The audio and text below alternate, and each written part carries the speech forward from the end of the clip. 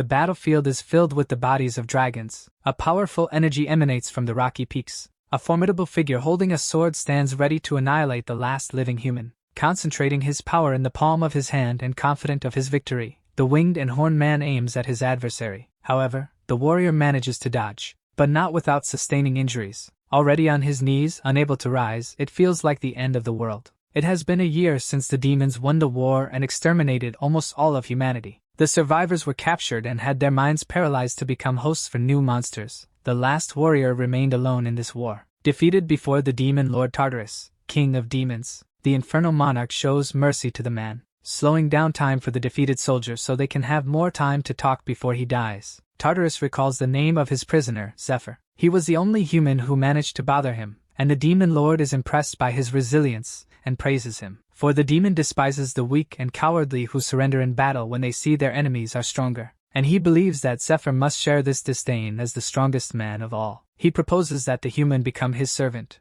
Extending his hand, the lord of the underworld declares that together they can conquer all worlds, even the realm of the gods. The dying warrior questions if this is truly a sincere offer. The demon king confirms it. Zephyr says it is not a bad proposal. After all, due to this fight, his body has been injured to the point of irreparable damage. But the warrior wonders if this is just a trap to humiliate him and make him beg for his life in front of his friends. Silently, the defeated man extends his hand back to Tartarus, remembering the woman who always scolded him for his swearing, though he never changed, and how she enchanted him in such a way that if he made an offensive hand gesture, his body would explode with extraordinary powers. Then, with a dead look and a monotonous voice, Zephyr says he already has the answer. And with a roar of fury, the man raises his middle finger to the demon. A massive energy is released, causing a great explosion that devastates the entire surrounding landscape. Stunned, Tartarus looks at his wrist, and his expression shifts to hatred and disbelief. Seeing the ashes that remained of the human, the Lord of Hell curses him for dishonoring him and strikes his corpse.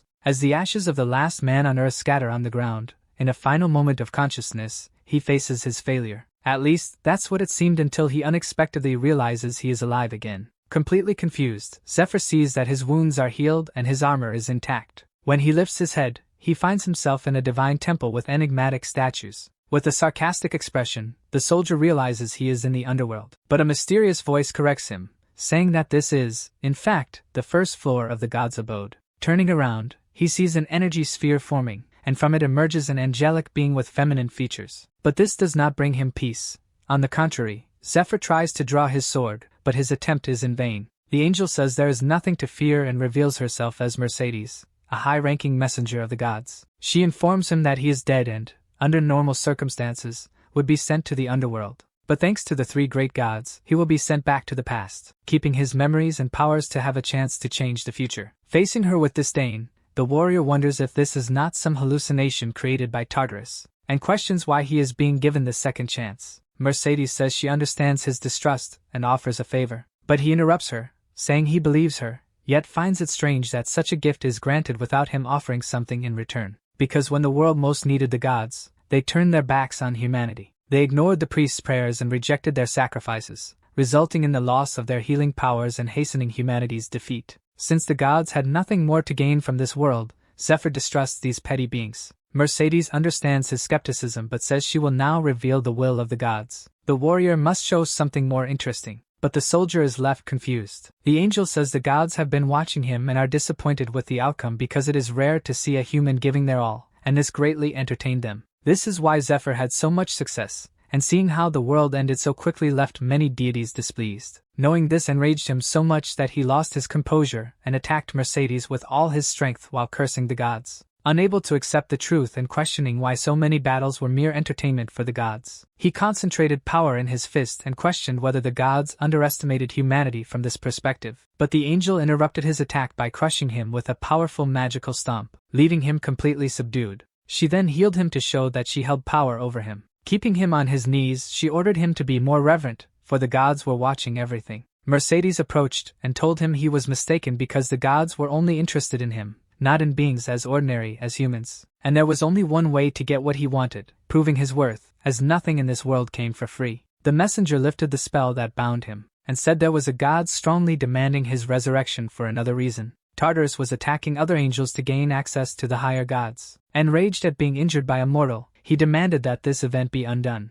Tartarus claimed he would take responsibility for the consequences, leaving Zephyr wondering what he was doing. Mercedes explained that his goal was to destroy all worlds, and, including Earth, the demon had already annihilated 10. The Demon King had never lost a battle nor been struck by an opponent, but Zephyr had accomplished this feat. Now, the god of destruction wanted a rematch against the human. The angel then proposed again that the warrior accept the offer to return to life. And with a determined smile, the soldier replied that this time he would make sure to put an end to Tartarus's life. Mercedes initiated the transport, and informed him he would return to a random moment in the past, and the gods had given him gifts he could access upon his return. Zephyr accepted the gods' offer, despite despising them, to take revenge on Tartarus and the other divine beings. The cosmic transfer was ready, and the angel wished him good luck and hoped he would be good entertainment. After a brilliant flash, his vision darkened, and he felt dizzy, passing out for a moment until two men's shouts woke him. The men revived him with water, relieved he had not died.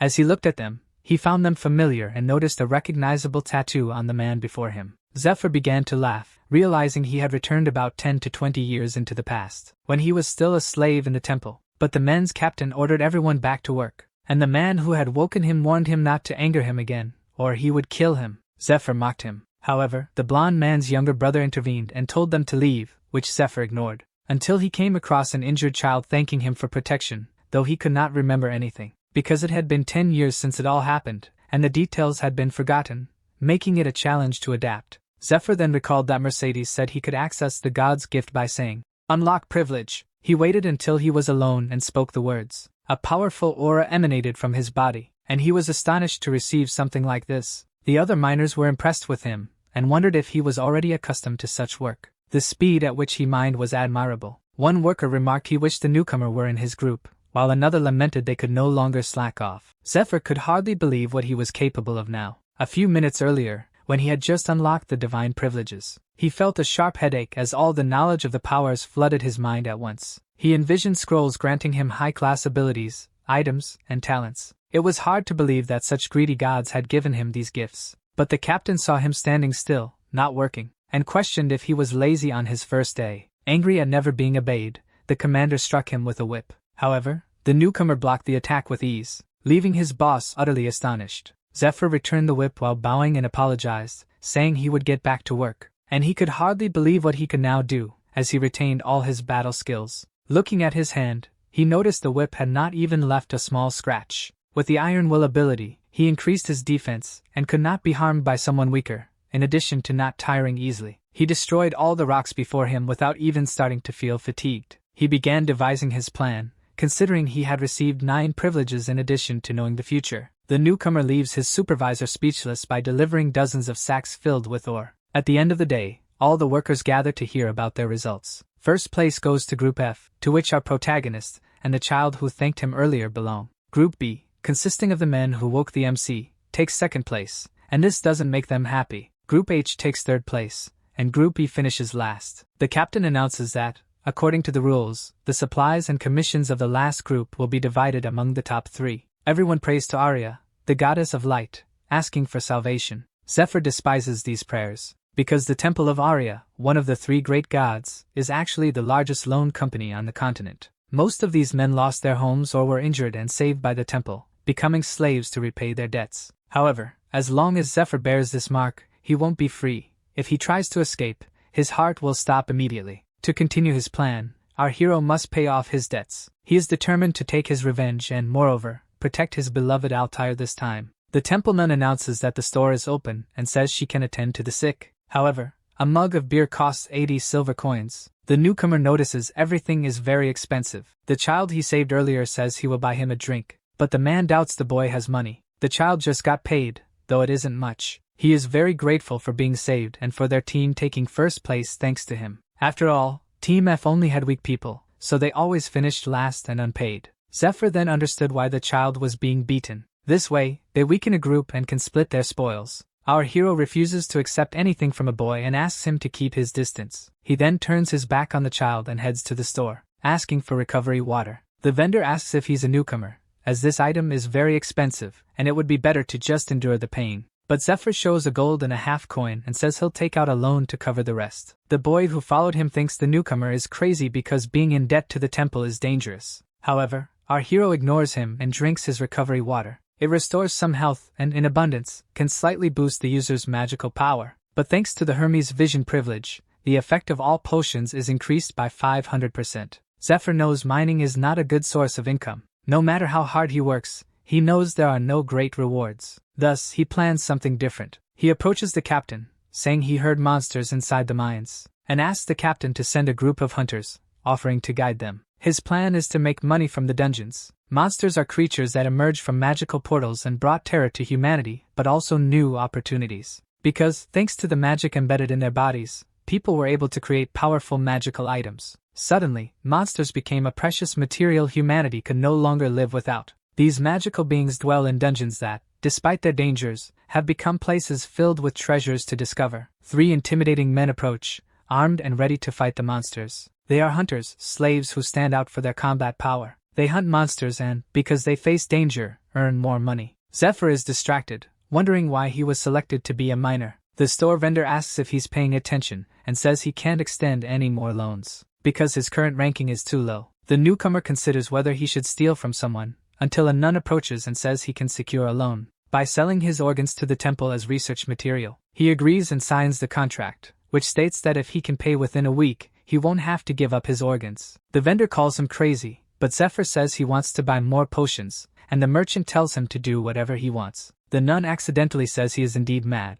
but corrects herself, saying he is brave, and the vendor realizes he has lost another customer. The nun is impressed by the amount of recovery water the newcomer has already consumed. With the effect of so many potions, he is now ready for the dungeon journey. Suddenly, a hunter with a spear approaches and asks if he is Zephyr, the man assigned to be their guide. Our hero is impressed by the timing and responds affirmatively. The spearman introduces himself as Gerda, the leader of the reconnaissance team, and the other two are Dale and Marco. Greeting them, Zephyr says that although he lacks night vision, he has a mana detection ability. Night vision grants the ability to spread mana over a large perimeter and enhance one's senses. Mana detection, on the other hand, is useful for exploring without attracting attention. Gerda thinks he bought night vision potions unnecessarily, and tells the team to move out. Marco hands the new guide their luggage, while Dale finds it interesting that a laborer has mana. He jokes that the newcomer will end up waking the entire dungeon, but Gerda tells him to be quiet. Zephyr finds 2 of the hunters familiar, and recognizes at least one of them, who became a hunter in the past. A month after completing the dungeon,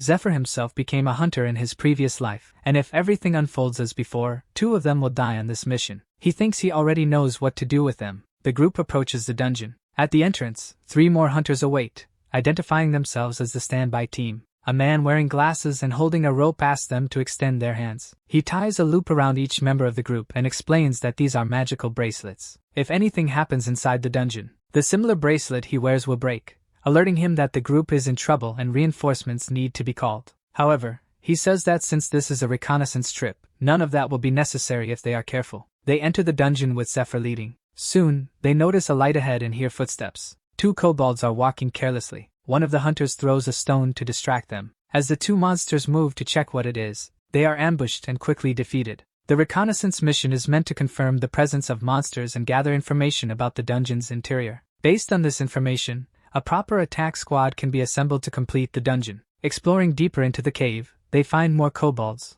already dead, with battle marks. Gerda explains that last week, groups of hunters attacked a kobold nest on the other side of the mine. Dale believes these monsters were the last survivors of that massacre. Suddenly, the group leader proposes that they handle the remaining creatures themselves. The other 2 hunters don't seem to like the idea. Dale argues that the decision is too dangerous, as their mission is reconnaissance only, and they don't know how many monsters are inside. There could be stronger species present, and they are only 3 men, but the leader reminds him that they are 4. The blonde remarks that they are only 3 and some trash. Marco tries to calm everyone down, and asks the spearman if he has a plan they can agree upon. Gerda instructs Zephyr to fetch something from a sack. They are hazelnut seeds and leaves. By crushing and mixing them with the kobold's corpse, they can produce the scent of a female. This will attract others from hundreds of meters away due to the strength of the aroma. They can then set traps. The males will rush in unsuspectingly. They'll fall into a pit upon stepping on a false floor, where they'll be killed by wooden spikes. Marco is impressed and remarks that he sometimes respects their leader in moments like this. He asks how Gerda knows this,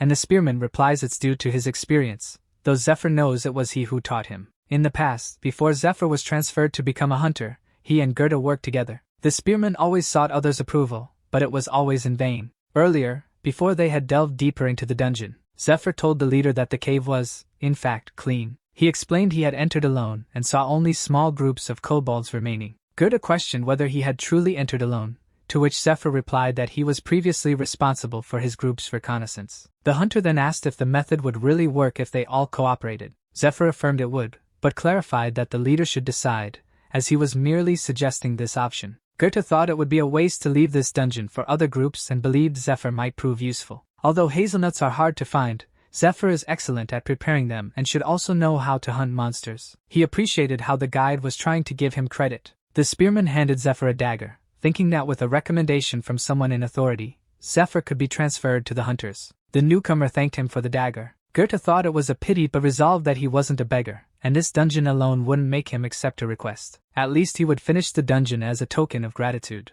Striking a blow against a monster, the leader says they must have killed nearly all of them. Marco remarks that it was too easy, and the leader responds that the problem is the magical stones are weak since they come from kobolds. The MC has just checked a tunnel, declaring the area clear. However, Dale finds something. It's bones, and he assumes they're just remains, perhaps of a wild beast, though the structure doesn't seem to match, so they might be kobold bones. Suddenly, he is caught off guard by a large clawed hand coming toward him, and in the darkness, red eyes can be seen. The monstrous arm, 3 times his size, grabs him violently. The unexpected attack startles the leader. The creature hurls Dale far away. He crashes into the cave wall. Marco raises his hammer and tells everyone to stay behind him, wondering what kind of creature is hiding there. But he assumes everything will be fine as long as they can defend themselves and escape, so he conjures a powerful mana shield. However, his defense is futile, as he takes a devastating hit from the creature's tail. His shield is destroyed within seconds, and now the hunter is coughing up blood.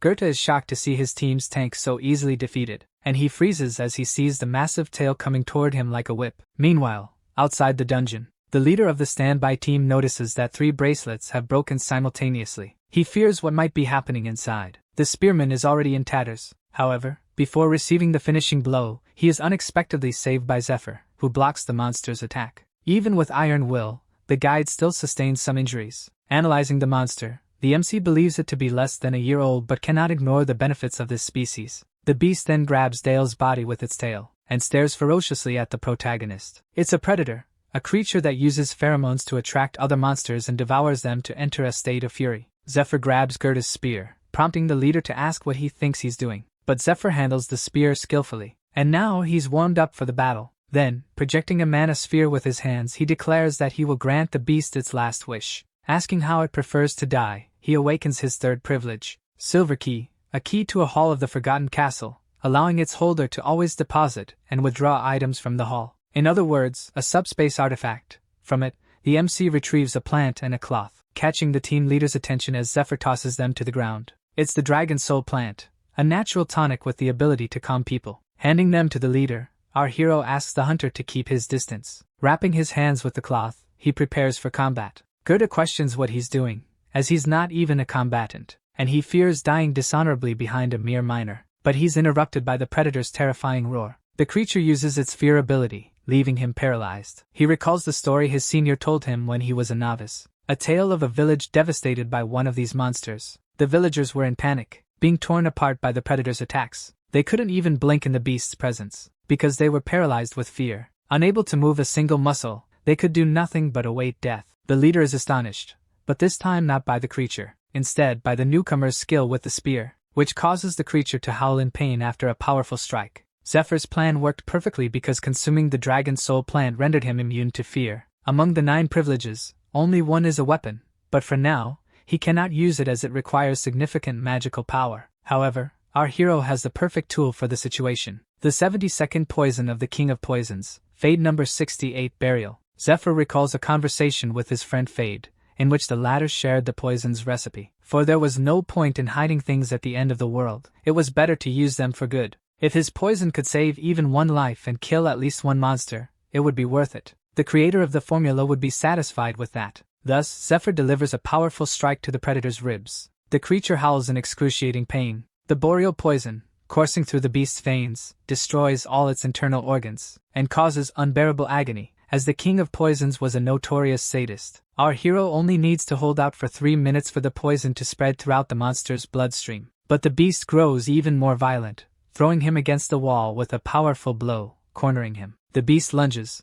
opening its jaws, preparing to devour him. However, Zephyr is faster and throws the vial of poison into his opponent's throat. He dodges at the last second, causing the predator to slam its snout into the cave wall with full force. The monster spews liters of blood from its mouth. Now, the creature has only 1 minute left to live. With his current abilities, our protagonist still can't outpace the monster, so prolonging the fight for another minute would be dangerous, and he prepares to deliver the fatal blow. However, he is caught off guard by his opponent's tail, but he doesn't give in easily, grabbing the tail as he is swung into the air. Taking advantage of the opportunity to prepare an aerial strike, he launches himself toward the predator's skull. Landing on its head, he pierces one of the monster's eyes. The creature lets out a deafening roar. Not stopping there, Zephyr splits the spear in two. Then, the MC delivers a second strike to the same spot. Not content, he draws his dagger, and pierces the beast once more. It thrashes in agony, making it hard for Zephyr to keep his balance on top of it. The MC clings to the dagger to avoid being thrown to the ground, thinking he still needs to deliver one more blow to the predator. With a burst of strength, he regains his stability. Thanks to the large quantity of recovery water and the Hermes vision privilege combined, he now has enough power to crush the predator's bones. He concentrates a large amount of mana into his fist, delivering a powerful punch that reduces his enemy's skull to rubble. Gerda, who has been watching everything,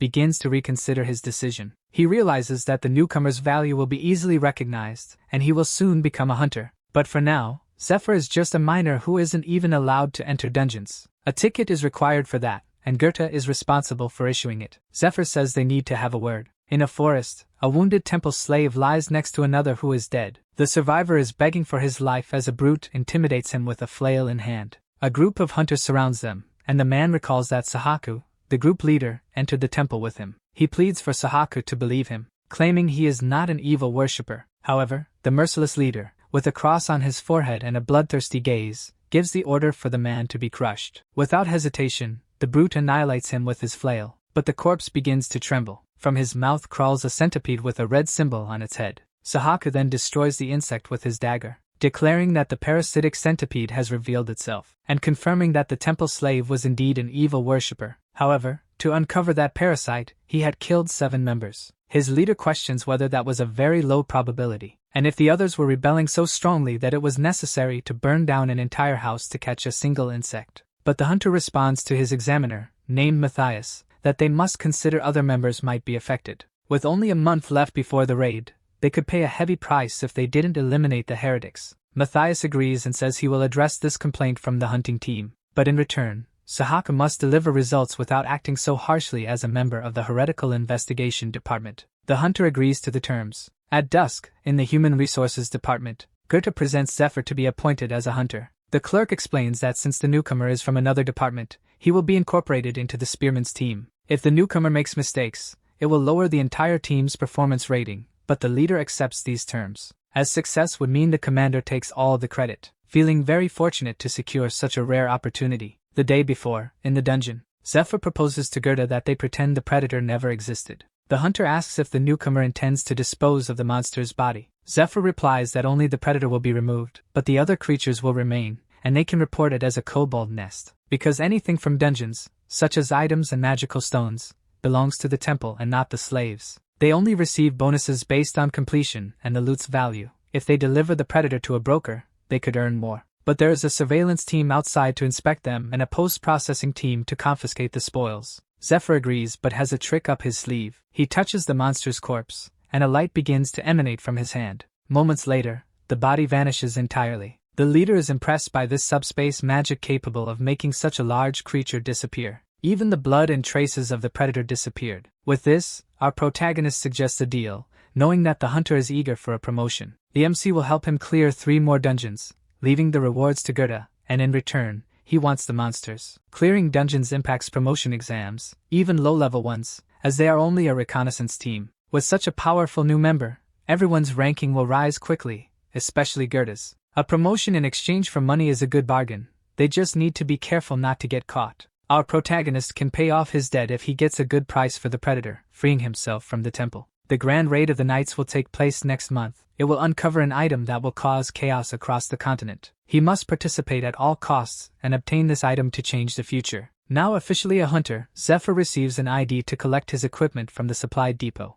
heading there, accompanied by his leader. He recalls that, in the past, he joined as a hunter too late and missed the raid, needing to achieve significant feats to join the team. Only 20 men will be able to participate, but he has a plan. It's just a matter of following it. Gerda interrupts his thoughts, pointing out the location of the supply depot, saying he's heading to the infirmary to visit Dale and Marco. But suddenly, Sahaku and his team approach them. Gerda bows to them and holds Zephyr back to do the same. They remain in position until Sahaku and his group pass. As Sahaku walks past the MC, something about the new hunter catches his attention, but he says nothing and continues on. Gerda explains that they are the heretical examiner's team, direct slaves of the examiner. They require different treatment from regular slaves, almost as if they are high-ranking individuals, and crossing them would not end well, especially Sahaku, the mad dog leading them. He became an examiner because he enjoyed killing people. Suddenly, the examiner shows that he noticed their conversation, making Gerda tremble, wondering if he was overheard. The mad dog leaves his group, clearly bothered by something. He points to the man dressed as a miner. Introducing himself, he asks the MC to do the same, but our protagonist remains silent. Gerda responds on his behalf, saying he's a newcomer under his command, but the examiner orders him to shut up in a terrifying tone, paralyzing Gerda with fear under his murderous aura. Observing carefully, the Inquisitor notices something no one else would. Thanks to his highly refined senses, he detects the high level of mana in the man before him, identifying him as a high-level specialist. But dressed as a simple miner, recently transferred to the hunting team, new slaves undergo strength and magic tests to determine their department placement. Yet such a high-level specialist had been on the team and was only now moved to the hunters. This raises suspicions. In the blink of an eye, the examiner's team surrounds the newcomer. He may be a specialist, but not powerful enough to avoid capture and interrogation. Sahaku orders Zephyr to respond calmly and truthfully. He asks if Zephyr has ever heard of a worshipper of the demon god. No one knows them better than he does. They are believers devoted to the demon god Tartarus. They are the ones who will lead many humans to destruction in the coming battle, traitors to humanity. Currently, lower-ranked members only know them as a new religion that opposes others and causes conflicts. Sahaku explains certain traits that distinguish these people. He claims he can identify them and decided to work for Lord Matthias of the Inquisitors because of this ability. His instincts tell him the MC is a threat. He points his sword at him, telling Zephyr to answer his questions sincerely, as anything he says can be used against him. Before responding, the MC wants to ask the Inquisitor something. This boldness surprises one of Sahaku's companions, but the leader interrupts, allowing the MC to proceed. The hunter reveals he wants to go somewhere else to speak, leaving the Inquisitor confused. There are too many eyes watching them here. With a confident look, the MC asserts that, should something unfortunate happen, he wants Sahaku to be able to maintain his honor. This infuriates the mad dog, but he's certain the MC can handle 5 of them. The more people challenge him, the prouder he becomes of his work. Suddenly, a magic circle appears around them.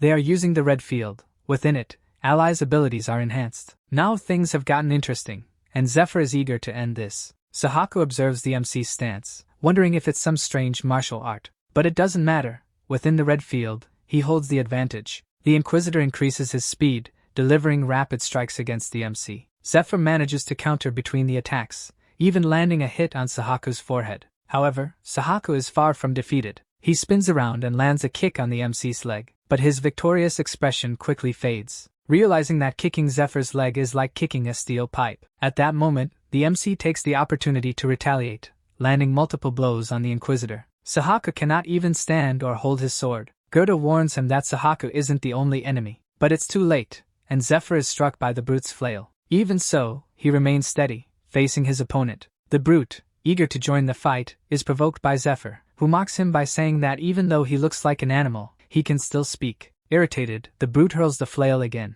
but the MC dodges. The force of the attack shocks the onlookers, making Gerda reflect on how terrifying his new companion is. He had realized the MC was strong but never imagined he was this powerful. Even with rocks flying toward him from the flail, Zephyr dodges them effortlessly. To Gerda, if the MC wins, Sahaku will feel so humiliated that he won't dare report the MC to the officials to demand his arrest. If he defeats both enemies, they can likely leave, but losing means they'll surely be imprisoned. A man next to Gerda remarks that it's a shame, but the fight is over. Too much time has passed with Zephyr dodging the attacks. The time must have come for the chains to bind the MC's arms. With the red field active, everyone grows stronger as time passes. Suddenly, a sharp lightning strike pierces the MC. It's Sahaku, who has regained his strength and attacked. Now, he is done playing around. He says the MC should have stayed silent and begged for his life. The Inquisitor will make him regret his decision. with a red aura surrounding him. Sahaka uses the Accelerate ability once more, attacking Zephyr at an astonishing speed.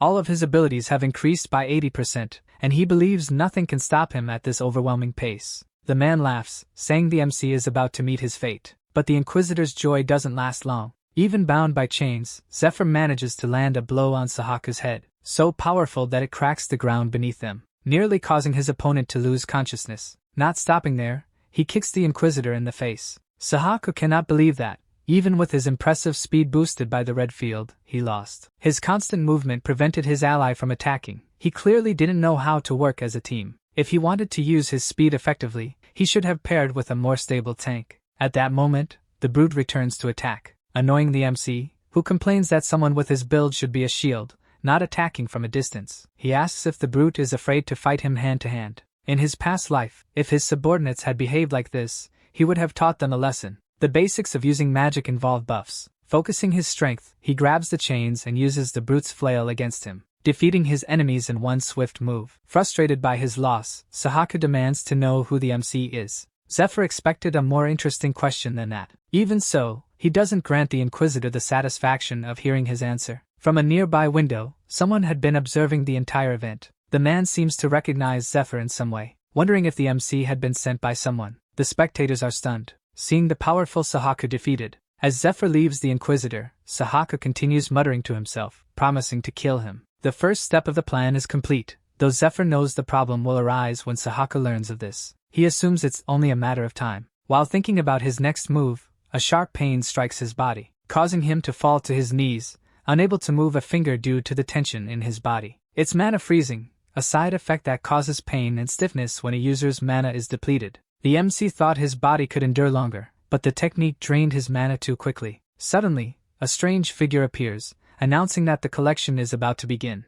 The spirit introduces itself as Shylock, claiming to operate under the authority of Ursa, the god of loans. Confirming that the user's mana has reached zero, Shylock explains that the Iron Wall ability initiates the collection. The ability doesn't just boost defenses and resistances. In reality, it accumulates fatigue and damage as a debt during use. When mana reaches zero, the accumulated damage is received entirely, like a loan shark's debt. Many adventurers have died using this ability. The god of loans, Ursa, was a double-edged sword that thrived on human destruction. Zephyr curses this god, who must have been enjoying himself while watching him struggle. And indeed, the deity was observing the human. Then, the user's accumulated damage begins to be calculated, and a countdown starts. The MC's blood felt heavy, and he needed to act quickly to end this. No matter how hard he tried, his body wouldn't move, and the countdown approached its end. The MC collapses to the ground, almost out of strength, but he still had a hidden trump card in his bandages, an emergency recovery potion. Ursa smiled, thinking he would claim yet another human life. The countdown was about to end. Then the MC finally manages to use his recovery potion. As soon as it hits zero, a heavy weight falls on Zephyr. Now he had 1 mana, and the countdown was removed. Shylock announces that the collection has been postponed. Then he vanishes, leaving the MC lying on the ground, nearly powerless. Zephyr laughs, satisfied. He had been underestimated by Ursa, who didn't foresee that he would have an ace up his sleeve. He was a specialist who had survived for a year after humanity's extinction, so he knew it wasn't that hard to avoid collection. As long as he could maintain his magic, the Iron Wall was an excellent ability to explore mana efficiency. In his previous life, the ability cost around 500 gold. It was expensive and popular among those who went straight into action. It was an exorbitant amount for someone in his situation, but it had been worth it. Furious at not getting what he wanted, the god crushes the creature he was holding. Our MC wakes up in a bed, realizing he had lost consciousness, and questioning where he was. Then, a very cheerful nun appears, asking how her client is doing. Only then can it be seen that Zephyr is tied to a bed, with several sharp instruments ready to be used on him. He wants to know what this means, but the nun tells him not to worry, this is her workplace, explaining that he seemed very tired. That's why the loan period decided earlier expired an hour ago. She asks if her client is out of his mind. According to her, the MC went around doing dangerous things. If he keeps acting like this, it will seem like he has no intention of paying them. She then points a dagger at Zephyr's eye, inquiring with a menacing expression if the MC is really going to pay what he owes them. Now he has to solve things through dialogue, as he cannot use magic, so he asks her to wait until he receives his reward. He still has to pay the daily interest on the loans he takes at the shop, and she wants to know how the MC plans to pay it. Perhaps they should take Zephyr's organs to settle his debts. Then the nun calls the men behind her. They untie the MC and place his hands on a table as if they were going to cut off a part of them. The nun plans to cut off a finger as a reminder that there's a debt to be paid. Desperately trying to recall a name, the MC begs the sister to wait, but she orders the man to cut the finger. Just as he's about to do it, Zephyr finally says the name, causing the nun to order the man to stop. The woman glares at the MC, irritated, wanting to know who he really is. The men don't understand what's happening and ask if something is wrong. Then she orders them to leave the room. As soon as the two are alone, she approaches, asking how on earth the MC knows that name. But the MC retorts that it would be hard not to know that name. Perhaps he should call her the monster broker, White Rose. In the temple, she was Sister Anna, but her other side, White Rose, had connections to the underworld, trading monster corpses, equipment, and information. It was madness to try to complete a raid using the cheap equipment found with hunters. That's why Zephyr will need to negotiate with her to get some gear. The MC reveals that he was looking for her, and asks to be untied so they can negotiate. They could have a productive conversation. In another temple facility, someone throws a plate of food at the temple servants. It's Sahaku, enraged,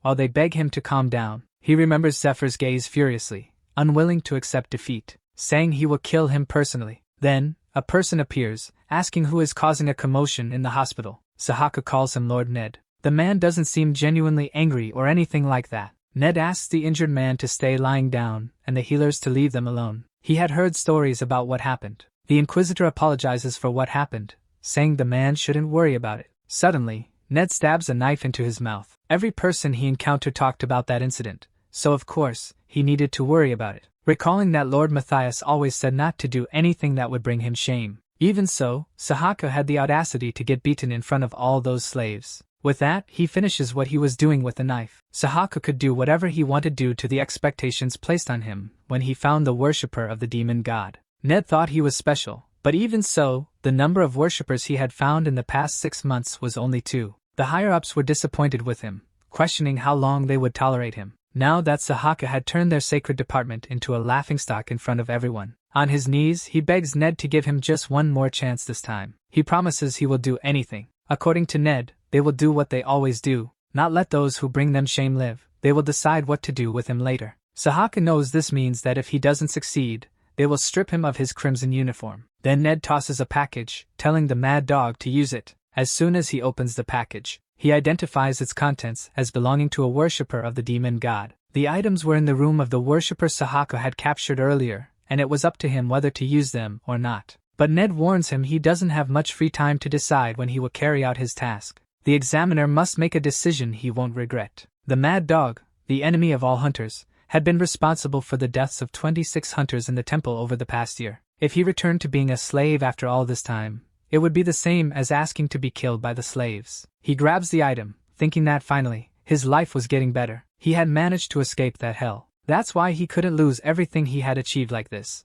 The one who should die wasn't him, it was Zephyr. Outside, Ned hears Sahaku laughing maniacally alone in the room, and he tells a heavily bandaged man to keep an eye on him to avoid problems. To Ned, people needed to see these situations objectively to avoid being discarded like him. The reasons for his acceptance had nothing to do with talent. According to the bandaged man, thanks to Sahaku's chaos, the knight's suspicions about them had lessened. Ned was, in fact, a disciple of an officer worshipper of the demon god, aiming to eliminate the leader of the temple knights during the raid and take over the temple in the 3rd district. This crucial mission would shift the domain of the demon god's order, so he couldn't allow disruptions. The man also asked the bandaged one to investigate the MC, who was using martial techniques from their school. The only ones who knew them were their master and the 4 brothers. He wondered if Zephyr had been sent by the master, but if that were the case, why hadn't he contacted them the right way? It was suspicious, and he would use Sahaku to confirm it. If the MC wasn't on their side, then Ned would need to eliminate him. Elsewhere, Rose didn't understand.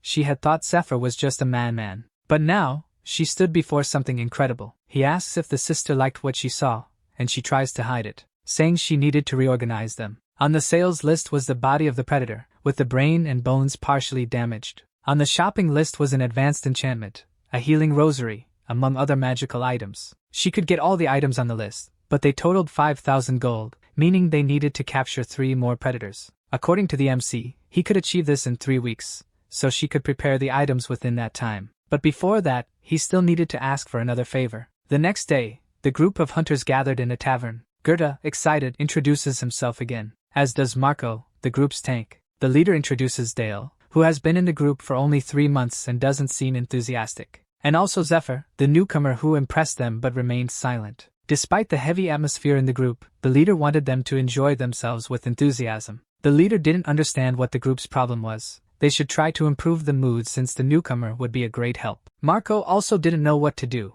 It seemed like the MC didn't like them, wondering if Zephyr didn't enjoy the food, even though they had tried hard to buy something good despite their debts. The MC finally speaks up, taking something out of his bag. He places a bottle of drink on the table, saying they would drink something good, impressing his companions by getting such a fine drink in a place like that. The MC distributes the drink he obtained from White Rose, a luxury that slaves like them would not normally have access to. He would make sure to achieve positive results with these guys, and they would help him deal with the monsters there. Whether Zephyr liked it or not, they were together now until the raid. Having been on the same team as Goethe in his past life, he knew how to handle him, as Goethe just needed a mentor to evolve. But since the others weren't alive at that time, the MC didn't know much about them. He wondered if it was better to work with them, or if he should get rid of these guys. He would have enough time to decide that. Humans tended to side with those who could fulfill their desires and needs, be it for wealth, success, or respect. But there were exceptions to this rule. If that was the case, the MC wasn't someone kind-hearted who would bother with those who opposed him. Dale was one of those people who didn't like the newcomer in the group at all. Goethe had told the group that the MC would be a great help to them leveling up, and this affected how they were treated. He asked the group to get along with the newcomer, and Dale didn't like at all that he had been saved by a miner. He would have preferred that the leader had consulted them before making deals with Zephyr, thinking the miner had just gotten lucky and made it seem like he had done all the work of defeating a predator on his own. Dale reminds the leader that making these deals could get them executed. Then a temple servant passes by the door, and Marco warns the others to lower their voices. He didn't mind the three sharing the rewards since the decision to accept Zephyr into the team had already been made. Despite this, Dale was still dissatisfied with the situation. The hunter didn't trust the MC, wondering how this guy had gotten into their team. Over time, he thought they would uncover the truth about what happened, as frauds didn't last long. To him, the dungeons would teach their new companion a lesson. The hunters went to the city of Idelian, built inside caves hundreds of years ago. This impressed the hunters, as it was a very different city. Goethe explains that the houses are equipped with everything imaginable, and many temple hunters stayed overnight there. Marco wished the leader had taken him there before, when the place hadn't yet turned into a monster's nest. The figure of a man appears at the door of one of Idelian's houses. The place was completely covered in spider webs. As soon as he enters, the MC uses his mana detection skill. Spreading his mana across the ground, he could increase the range of his senses, identifying the shape of objects, any movement around him, objects with magical power, everything as if he were touching them. Before entering the caves, we learn that they were going after black metal spiders. Zephyr explains to the group that he discovered this from the signs the monsters left on the road, and Dale isn't happy about it. But the MC already has a plan for how they will act. They would enter the dungeon without touching the webs to reach the young spiders, throw a paralyzing potion at them, and kill them easily. Zephyr explains that he'll be using his mana detection skill and that it won't be easy, but Dale interrupts him. To Dale, it wasn't a matter of whether the mission was easy or not, but whether the MC was sure there were black metal spiders there. It would be impossible for just the 4 of them to clear that place. Those monsters had a hard metallic carapace, high offensive attributes, and multiplied rapidly. Dale thought it was best to write a report and return with at least a combat team. Zephyr agrees that it wasn't a bad idea. If the other didn't have confidence, he wouldn't force him to continue with them, because he could clear that place alone easily. Dale didn't think the MC would act like this, but now he was even more certain. It was clear to him that Zephyr was a fraud. He hadn't personally witnessed the fight against the Predator or the heretical examiner Sahaku. There was no way someone capable of such feats would be working with people like them, which meant to him that this dungeon wasn't as dangerous as it seemed, and that the MC must have planned to scare them with talk of the dungeon being so perilous. At that moment, his hand touches one of the webs. Even he is surprised that he could have made such a stupid mistake, realizing that the web won't come off his hand. As he looks further down, he notices dozens of spiders lurking. The hunter panics at this, and one of the spiders lunges at him, making Dale scream, unable to defend himself. This catches Zephyr's attention. The MC quickly pulls his companion out of the monster's reach. He uses his own arm to defend against them. To the spider's dismay, they cannot penetrate the MC's bandages. Confident, he asks if the monsters are surprised they can't bite him. Then, with his other arm, he punches a spider,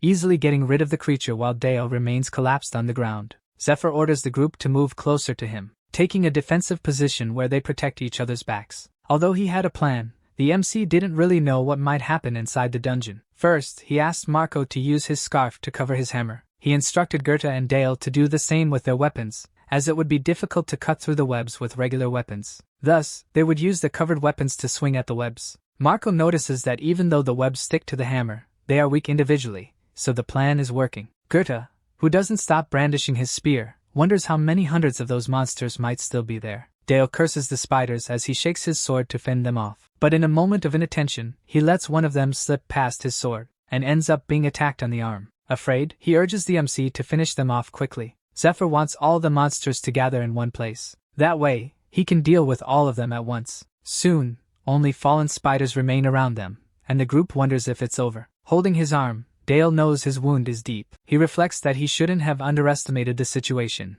thinking it would be easy, and now he had to be helped like a fool. Then Zephyr offers him a bottle. With medicinal water mixed with herbs, it should work as a healing potion. Now the hunter realizes the MC is on a different level of combat, and asks if he noticed it was him who touched the webs. The MC doesn't scold him, saying everyone makes mistakes, and he just needs to be more careful next time. The guy remains irritated on the ground, but all of this is normal for Zephyr. In his past life, he always trained soldiers, and many of them didn't know what to do even when he guided them. Since Dale focused on fixing the mistake he made, he might not be such a bad fighter. It was better to let him make some mistakes and gain experience on his own. The MC knew the hunter still distrusted him, but he would have to decide for himself, when they finished the dungeon, whether he would follow his lead or stay out of the dungeons. After this, the battle with the spiders continues. Thanks to the potion the MC used, Goethe points out that the spiders are moving more slowly. Now Dale's attacks on the monsters seem more accurate. The MC had told him that the flesh near the stomach was softer, so he should aim there. Dale is annoyed that the advice he received actually works,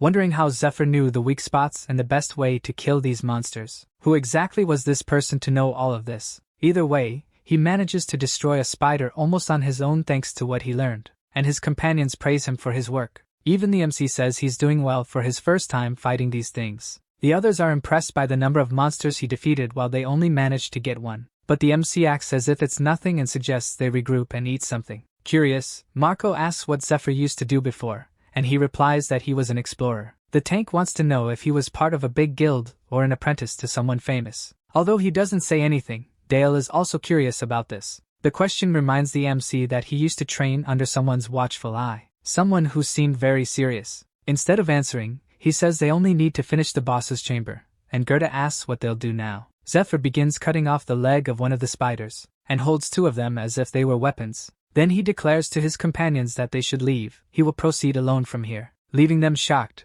Even though he's strong, it seems too much for him. Goethe had been a hunter for 4 years, and in that time many had perished, but he survived. This was because he always avoided danger, making sure to take the safest route, and follow those who were stronger than him. That's why he didn't rank up quickly. What else could he have done? No one would protect him. So, when the MC tells the group to leave the dungeon, Goethe is certain this was his plan from the start, and quickly agrees with the idea. But Marco thinks that, since they are already there, maybe it's better to stay with the MC until the end. For the leader, what the tank said was far too irresponsible. Even Dale thinks it would be better to fight with more people. Goethe can't stop thinking that if they do something so reckless, they'll end up dead. He stares at Zephyr, hoping he'll say something, declare that the group is useless there. Then the MC explains that there seems to be a misunderstanding. It's not that they should leave and do nothing. He would assign a role to each of them. At least, to Goethe's relief, they wouldn't be fighting the boss. Thus, the MC heads alone to where the spider leader was. By his calculations, the location should be just ahead.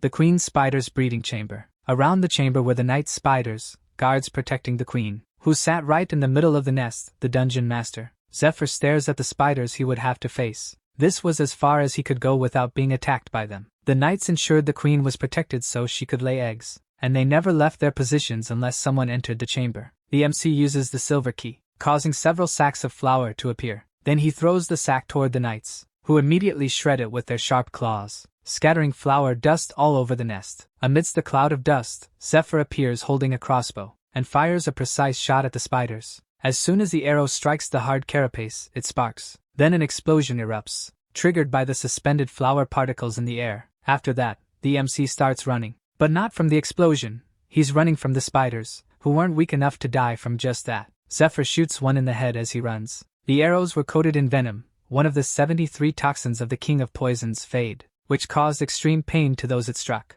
Even so, there were many spiders, and they didn't stop chasing. Meanwhile, the MC seemed to know exactly where he needed to run. The pursuing spiders face a tunnel covered in webs. Zephyr had told his companions where the webs came from, explaining that they also worked against the spiders. He had asked them to set web traps in specific locations and stay alert, waiting for him. The MC warned that the boss chamber's interior would be full of spiders, and they wouldn't stand a chance if they fought in there. So, they needed to lure the spiders outside. Zephyr grabs the leg of a spider he had caught earlier, using it as a weapon to strike others. Until now, only the knights had appeared. Suddenly, a much larger leg crushes one of the spiders. Finally, the one they wanted was coming. The queen was charging angrily, trying to catch the MC. Outside, Goethe waited for Zephyr. Meanwhile, inside the cave, the queen was secreting venom, which, despite being a strong acid, had a terrifying special effect. According to Fade, the venom had an innate curse that disintegrated defenses and regenerative abilities. If one had low magical resistance,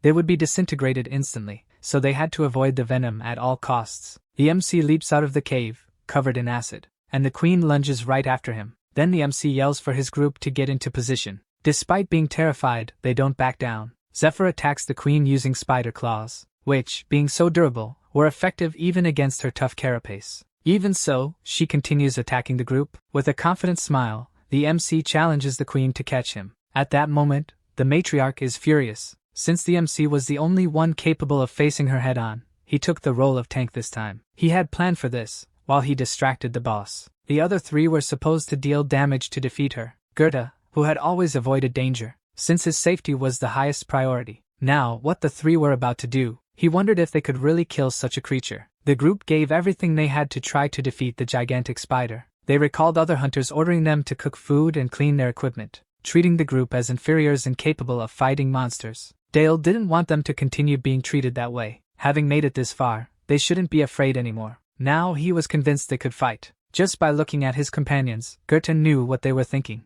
They had never fought monsters like this before. Something had changed in them since Zephyr joined the group. To Marco, as he had been able to predict everything that had happened so far, they should keep believing in him. And he encourages his companions to attack the spider. Goethe knows his companions won't back down, even though they're afraid. He knows he has no choice but to join them and fight now. As soon as the boss's armor breaks due to the explosion, Goethe and his companions will be able to deal damage to the creature. Marco tests an attack by stabbing a dagger into the carapace, and then hitting it with his hammer. Zephyr had said they should aim for the tangled nerves that spiders have in their legs. They would cut it with blades coated in paralyzing potion. After the first attack, DUEL had a good feeling about what was coming. But at that moment, he is about to be attacked from behind. The attack was coming too fast, and he knew he wouldn't be able to dodge it. Then the MC appears, attacking the creature first, preventing it from hitting his companion. He stares at the creature as if it were nothing, and manages to dodge its series of attacks. DUEL could barely keep up with the speed of the attacks with his eyes. He certainly couldn't dodge them, thinking they were too weak to defeat that thing,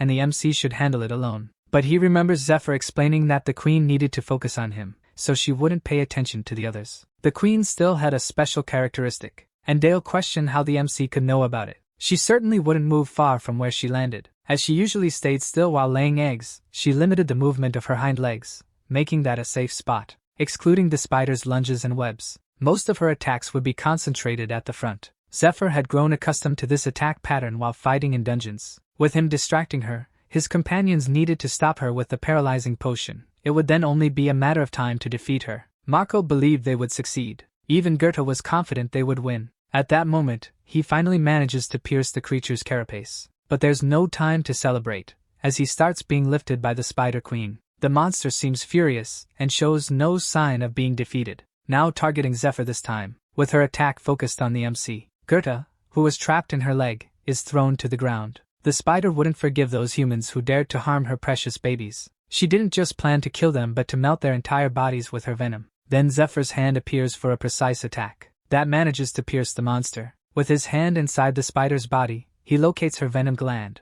and pulls it out of her body, using his own belt to secure it, temporarily preventing the spider from using her venom. After that, he climbs the creature's body, trying to stay calm, if that's even possible. Then he aims at her head and lands a powerful kick. He had to fight without rushing, ensuring every move was deliberate, because in a fight like that, the loser would be the one who lost focus first. With another attack that slashes the spider's entire belly, she finally collapses to the ground, and the group starts celebrating that they managed to defeat her. Then Dale looks toward the MC, thinking that it wasn't exactly them who defeated her. Zephyr let them do it. Now he understands that when it comes to hunting, everything changes depending on who's leading. Reflecting that perhaps he should continue following the MC. Zephyr is thinking that, unlike the Predator, they can't erase the Queen's traces and won't be able to collect all the loot. While considering taking at least the smaller spiders for White Rose, someone calls for him. Dale asks him to rest, as he will take care of things there himself, and he starts doing the MC's tasks, seeming like a completely different person. With the group's contribution, Zephyr could save some of his energy. If they kept it up, he wouldn't need to worry. With a smile, he reflects that, in the end, those three weren't bad.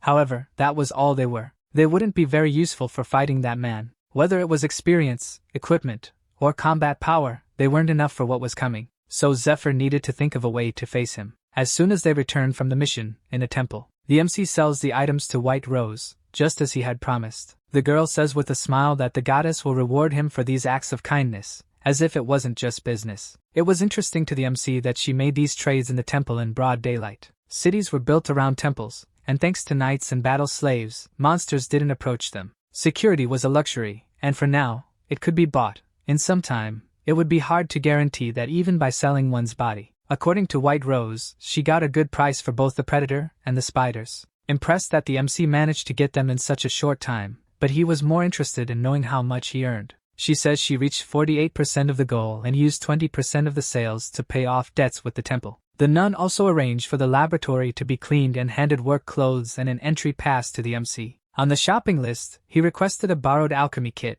but since the pieces were large, she rented a laboratory. For him, this was safer than stealing the items, and he would pose as a janitor. While they were discussing business, a man called for the nun. From Zephyr's expression, it was not someone he wanted to see. It was Ned, who told the sister he needed to talk to her to share some news, throwing an intense look in the MC's direction. He had never thought he would encounter this man so soon. He was one of the 12 Class 1 heretical examiners, a skilled member recognized even by the temple, and a crucial figure in the MC's journey. The nun jokingly asks if the man wanted a loan, saying she had things to take care of. She knew his interest was in Zephyr, thinking it was audacious to hesitate in a place like this. White Rose mentions that, due to his good reputation, she would offer him lower interest rates next time, trying to postpone the conversation. Saying she also needed to buy tea, Ned inquires if he can ask something urgent, and invites the MC to join them, since he had an excellent relationship with Sahaku, showing that he knew about their fight. Feigning ignorance, Zephyr says he doesn't know who that is,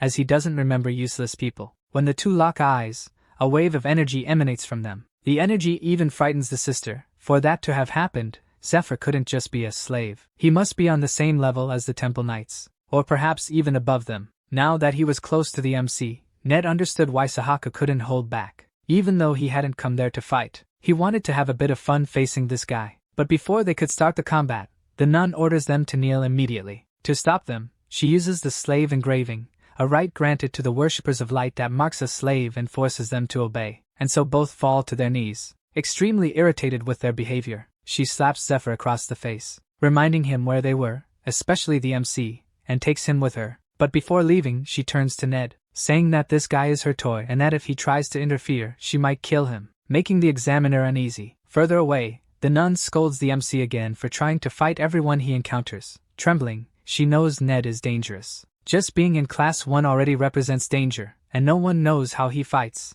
as no one has survived a battle with him. She continues to be angry at how the MC acts. If he causes more trouble, she'll take him down herself. But despite saying these things, she touches the MC's face carefully, asking him to be more careful since she won't be able to protect him outside the temple. Zephyr retorts that he was just greeting the man and that if Ned really wanted to do something, she wouldn't have been able to stop him. The fact that the examiner showed up must mean they're almost ready, and he leaves for the laboratory. But before going, he wants to ask the sister one more favor, who worries about what the MC will ask this time. Elsewhere, Ned reflects to himself about the power of the mark. That unwanted experience had put him in a foul mood. Ned remembers being upset with his master when he ordered him to go to the temple and become a slave. According to him, the master must have known the resentment he felt for those people, and even so, he requested it. Then the master explains that 2 of their infiltrators had been exposed and executed. They could no longer use that option now that security had increased, and the infiltrated brothers were doing their best. But at least there was still a way to infiltrate more people. The servants of light didn't suspect those who were marked, and they would use this to their advantage. Ned was to be marked, infiltrate the temple, and steal the loot collected from dungeon raids. This was a mission only he could accomplish for his master. The worshippers wouldn't know they had found a way to nullify the mark's effects, but they would have to wait for the right moment to use this trump card. At that moment, Ned would make them pay, those filthy worshippers of light. Meanwhile, in a kind of fortress, the workers seemed excited and were preparing to eat. Their village couldn't afford the temple's protection. They were building a barrier, which kept getting damaged. One of them commented that he would deal with the monster as soon as he saw it, and their lookout had just spotted something. Noticing that someone from the temple seemed to be heading in their direction, it was Sahaku, carrying the items Ned had given him, and a villager asked what he was doing in such a miserable place. Sahaku wanted to know how many people were there, and according to the man, it was about 50, which was a good number for the Mad Dog's plans. As soon as he began playing the flute, a type of malevolent spirit appeared behind him, quickly heading toward the villagers, and massacring the poor souls who couldn't react, while Sahaku laughed at it. That was his new power. He remembers the entire fight against Zephyr, refusing to forget that tremendous humiliation, and declaring he would make the MC pay for it 100 times over. In the Temple of Light's laboratory, where potions and equipment were researched and created, by boiling several ingredients along with the Spider Queen's venom. Venom number 61 of Fade's 72 deadly venoms was complete. After that, in White Rose's quarters, Zephyr was preparing his equipment. He had asked to use the place because it was safer, reducing the risk of her losing what she had invested in him. Reading a piece of paper he had handed her, the nun wondered what it was. The MC had made several markings on a piece of Archon tree wood, as hard as metal. He gathers his energy to split the wood, managing to break it into several pieces, very thin, like needles. The nun grows curious about them, and Zephyr explains they are acupuncture needles used in medicine. He immerses the needles in diluted Belial and Zagan for a few minutes. People used to think venom was simple and its only purpose was to kill effortlessly. When the demons invaded the world, and the gods reclaimed the power they had given, humans became dependent on venoms. The MC inserts one of the needles into his shoulder, and we see several others embedded in his skin, causing what appears to be immense pain. White Rose grows concerned about her client's condition, but he signals for her not to interfere. The MC had warned her about what would happen to him and that, when he gave the signal, she should do one thing. When she asked what he was trying to do, Zephyr confidently reveals that he would evolve. The 72 venoms, depending on how they are combined, can enhance abilities beyond their limits. The problem was that he had mixed Belial, which causes extreme pain, and Zagan, which is unstable. The MC would feel extreme pain and lose stability, but had no choice since he lacked other ingredients or attributes. He focuses on his internal energy flow. An energy flow technique developed to train magical power could heal wounds and increase magical power. The energy flow would stop the venom through the circulation of magical power. If successful, he would evolve, but if not, his physical body would break. The MC tries to convince himself it's nothing, at least compared to that one time, or that other time when he fought the demon for his life. Zephyr continues circulating his energy flow and seems to no longer feel pain.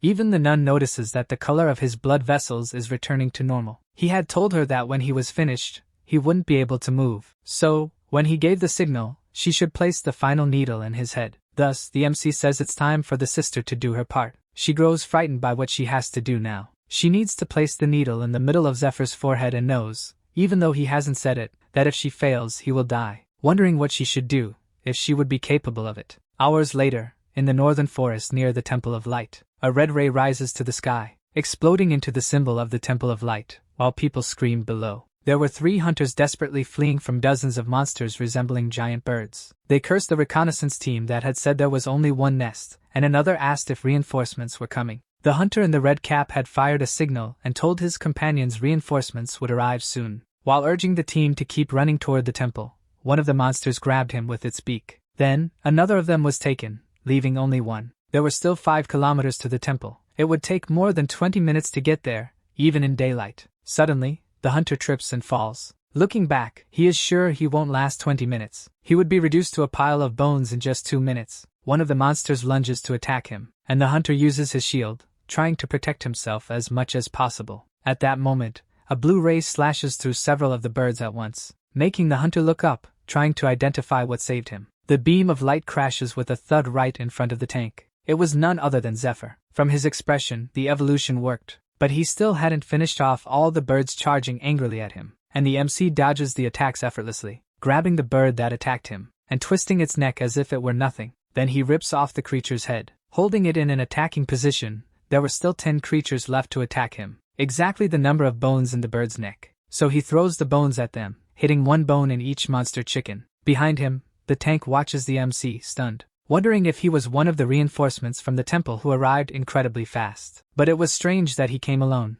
so the MC interrupts him, asking where the nest was. The hunter points, saying that if Zephyr follows in that direction, he'll find the lair, and the MC disappears as quickly as he arrived. Answering him was like a reflex. The tank felt intimidated, as if he had received orders from someone in a much higher position than his own. Only later did he realize he hadn't warned the MC that 4 of the 7 members of the group had died in the dungeon, only he survived. Blaming himself for not warning the MC about how dangerous that place was, he thought he should have stopped Zephyr. They should have waited for reinforcements. While blaming himself endlessly, a blue light shines on him from the direction of the nest. The tank was completely shocked, after hearing the agonized screams of the monsters. Then he sees the MC returning alone from the nest, and wonders how that was possible. Zephyr carried the head of the boss of the monster chickens, and wipes his hands as if he hadn't even exerted himself to take down the creatures. His body seemed light, as if his attributes had doubled or more. He had succeeded. Then he uses a green flare to signal that the emergency crisis had been resolved. The MC wondered what kind of equipment he could test now. Elsewhere, Sahaku is surrounded by monsters. Soon, they would meet again. A few days later, at the temple, it was said that a basilisk nest, with a 30-meter boss, had been destroyed by a single slave. The investigations and the survivors' testimony confirmed it. For them, the MC wanted to draw attention and join the raid scheduled in 20 days. Senior heretical examiner Matthias Grimmer questioned whether they should interrogate Zephyr to see if he was a worshipper of the demon god. But the chief of the temple knights, Lucius Giornetti, didn't think it was necessary. Matthias believed they should properly filter potential worshippers, but Lucius knew they couldn't investigate everyone. As long as they were useful, he didn't care if they were demon worshippers or not. Confident they wouldn't reach the boss room, considering them beggars who only knew how to steal. Matthias recalls that they had been friends for over 20 years and that he had been against the recent plan. It was precisely because of his friend's concern that Lucius wanted to show him something. When they reach the end of the staircase, the chief of the knights opens a large door. From Matthias's reaction, it was truly surprising. There was the spear of radiant light and Michael's winged shield. Lucius had spent a third of his fortune on it. These were legendary items his friend had only seen in books. The chief also mentions that the dungeon, which had taken 10 years to complete, was now resolved. With these items, Lucius considered himself invincible in the upcoming raid. In another area belonging to the temple, the hunters in the MC's team commented that the training fields were crowded. According to Marco, it was because of the raid. There were only 2 or 3 slots left for slaves, and they were trying to show off to stand out. In Dale's opinion, it had nothing to do with them. Walking near the hunters was White Rose. She recognizes them and jokingly says they should pay the interest they owed the temple on time. As she walks past them, Dale questions why the nun had left their quarters. Inside the room, Zephyr was putting on a ring, sitting on a bunk bed. The ring shocks his companions. What could it mean? Even more so with the sister leaving the room. The first to ask what the ring meant was the group leader. But the MC says it was just something he got from someone. It was the ring of purification, which aided mana circulation and increased magical defense. In addition to being able to use the remove curse ability once a day, White Rose had given him something truly useful. She had said she could obtain equipment as good as that, as long as he told her what he needed. For preparing something so good even before he asked, the sister really had good sense. Or rather, an excellent nose for money. As the nun walked through the corridors, she thought she had heard about this from a black market informant. The Persephone Assassins Guild used venoms to enhance attributes, never failing to take down a target with their martial arts and deadly venoms. The skills she saw from the MC, hunting effectively and strengthening his body with venom, started to make sense. Piecing this information together, she concluded that her dear client was an assassin from Persephone. Due to internal conflict, the guild had been in ruins for years, but she had heard that the nobles who used their services were looking for survivors and the venoms they used. These nobles were willing to spend vast sums to acquire the best talent and the best venom. White Rose wanted to earn more, so she needed to ensure her dear client belonged solely to her. In Zephyr's mind, the sister misunderstood his goal, but he wasn't concerned about it. In fact, it was actually a good thing. If White Rose began spreading rumors about the MC, that man would surely come after him personally. Shifting the topic to more mundane matters, Goethe was still in shock, asking how his companion had managed to enter such a relationship with the nun. While Dale thought he was brave for it, Zephyr didn't understand what they meant. Just as he began to say he needed to tell them something about the dungeon, knocks on the door interrupted the group's conversation. But when Dale opened it to see who was knocking, he realized the entire corridor was empty. There was only a piece of paper pinned to the door with a knife. It was an emergency order for the group. They were to leave immediately and return after assessing the situation. It was very strange for someone to leave the form that way, but from the chief's signature, it appeared genuine. Zephyr takes the document to analyze it himself, and just by looking at it, he knows this message was written by Ned. Knowing he was the one who prepared the invitation, the MC tells his companions he will go alone. There were about 20 days left until the Temple Knight's raid, and the MC knew the dungeon they were headed to wasn't ordinary. The fallen princess's tomb, one of the 8 enigmas of the world, the ruins of the ancient Media kingdom. Due to its extreme difficulty, even after over 10 years, no one had managed to reach the boss's chamber. Thus, the criteria for participating in it were complex. One needed to have been part of a rank 5 or higher hunting team within the past year, or be a direct slave of a participating priest, or have a letter of recommendation from a priest. If one met any of these conditions, they could participate. It was impossible for the team to achieve rank 5 now. Therefore, the MC would have to use Ned, who was a direct slave of Matthias. If he obtained Matthias's recommendation letter, he could participate. There was no way Ned, who received a mission he couldn't fail, would ignore the MC, who used the same techniques as him. Perhaps he would think the MC was an ally of his master or a criminal who stole his sex martial technique. If Zephyr were a force Ned wanted nearby, then how strong did he think the MC was? From afar, the man praised the MC's grand entrance, which immediately revealed to the MC whose voice it was, Sahaku, who asked if he had come there alone. Since it wasn't who he expected to find, Zephyr sternly told him to go home, as he wasn't in the mood to play. The mad dog said the MC had been on his mind for the past 10 days, because of the pain in his mouth from the injuries of their previous fight. Zephyr merely watched his furious enemy in silence. Convinced, Sahaku wanted to show off the new powers he had gained, but before he could make the first move, he was struck by the MC, who hit the back of his neck, causing him to fall to the ground like a complete idiot. To Zephyr, Ned was a cruel perfectionist who wouldn't test him using only Sahaku. There had to be more. So he began shouting for everyone to come out, declaring he would take down each one of them. Suddenly, a chilling laugh echoed. It didn't come from Sahaku but from a demonic mass emerging from under his cloak. Trembling with rage, the mad dog was furious about being ignored by the MC once again. Meanwhile, the mass beneath his garments grew, becoming so large that it lifted him up. From atop it, the Inquisitor continued shouting that he would destroy Zephyr, tear him to pieces, then commanded the demonic creature, which he called a Shoggoth, to devour his enemy. With that, it charged toward the MC, who stood in shock, wondering what that thing was doing there. Regardless, the creature struck him precisely, and Sahaku laughed, wishing for his enemy's death. Suddenly, his victorious expression changed completely, as Zephyr cuts through the demon like a beam of blue light. The mad dog is incredulous that the MC could have overcome his demon. From the MC's position, the creature didn't seem difficult to defeat. He knew this was the biological weapon of the worshippers of the demon Shoggoth, but he hadn't expected to see it here. Those things hibernate in egg form, awakening when they hear an instrument imbued with the power of hypnosis. The ocarina of hypnosis protected the user from being corrupted by the creature, allowing them to control and command it with different sounds. Shoggoth had no mind but an insatiable appetite, and physical attacks had no effect on it. It grew stronger by absorbing mana from the humans it devoured. From what we've seen before, this thing had already absorbed several humans, so it shouldn't be weak. For the MC, beyond all this, what truly made Shoggoth considered a threat was its mental corruption. It began as soon as someone came into contact with the creature, inducing a sense of terror, followed by hallucinations. Once mental corruption reached 100%,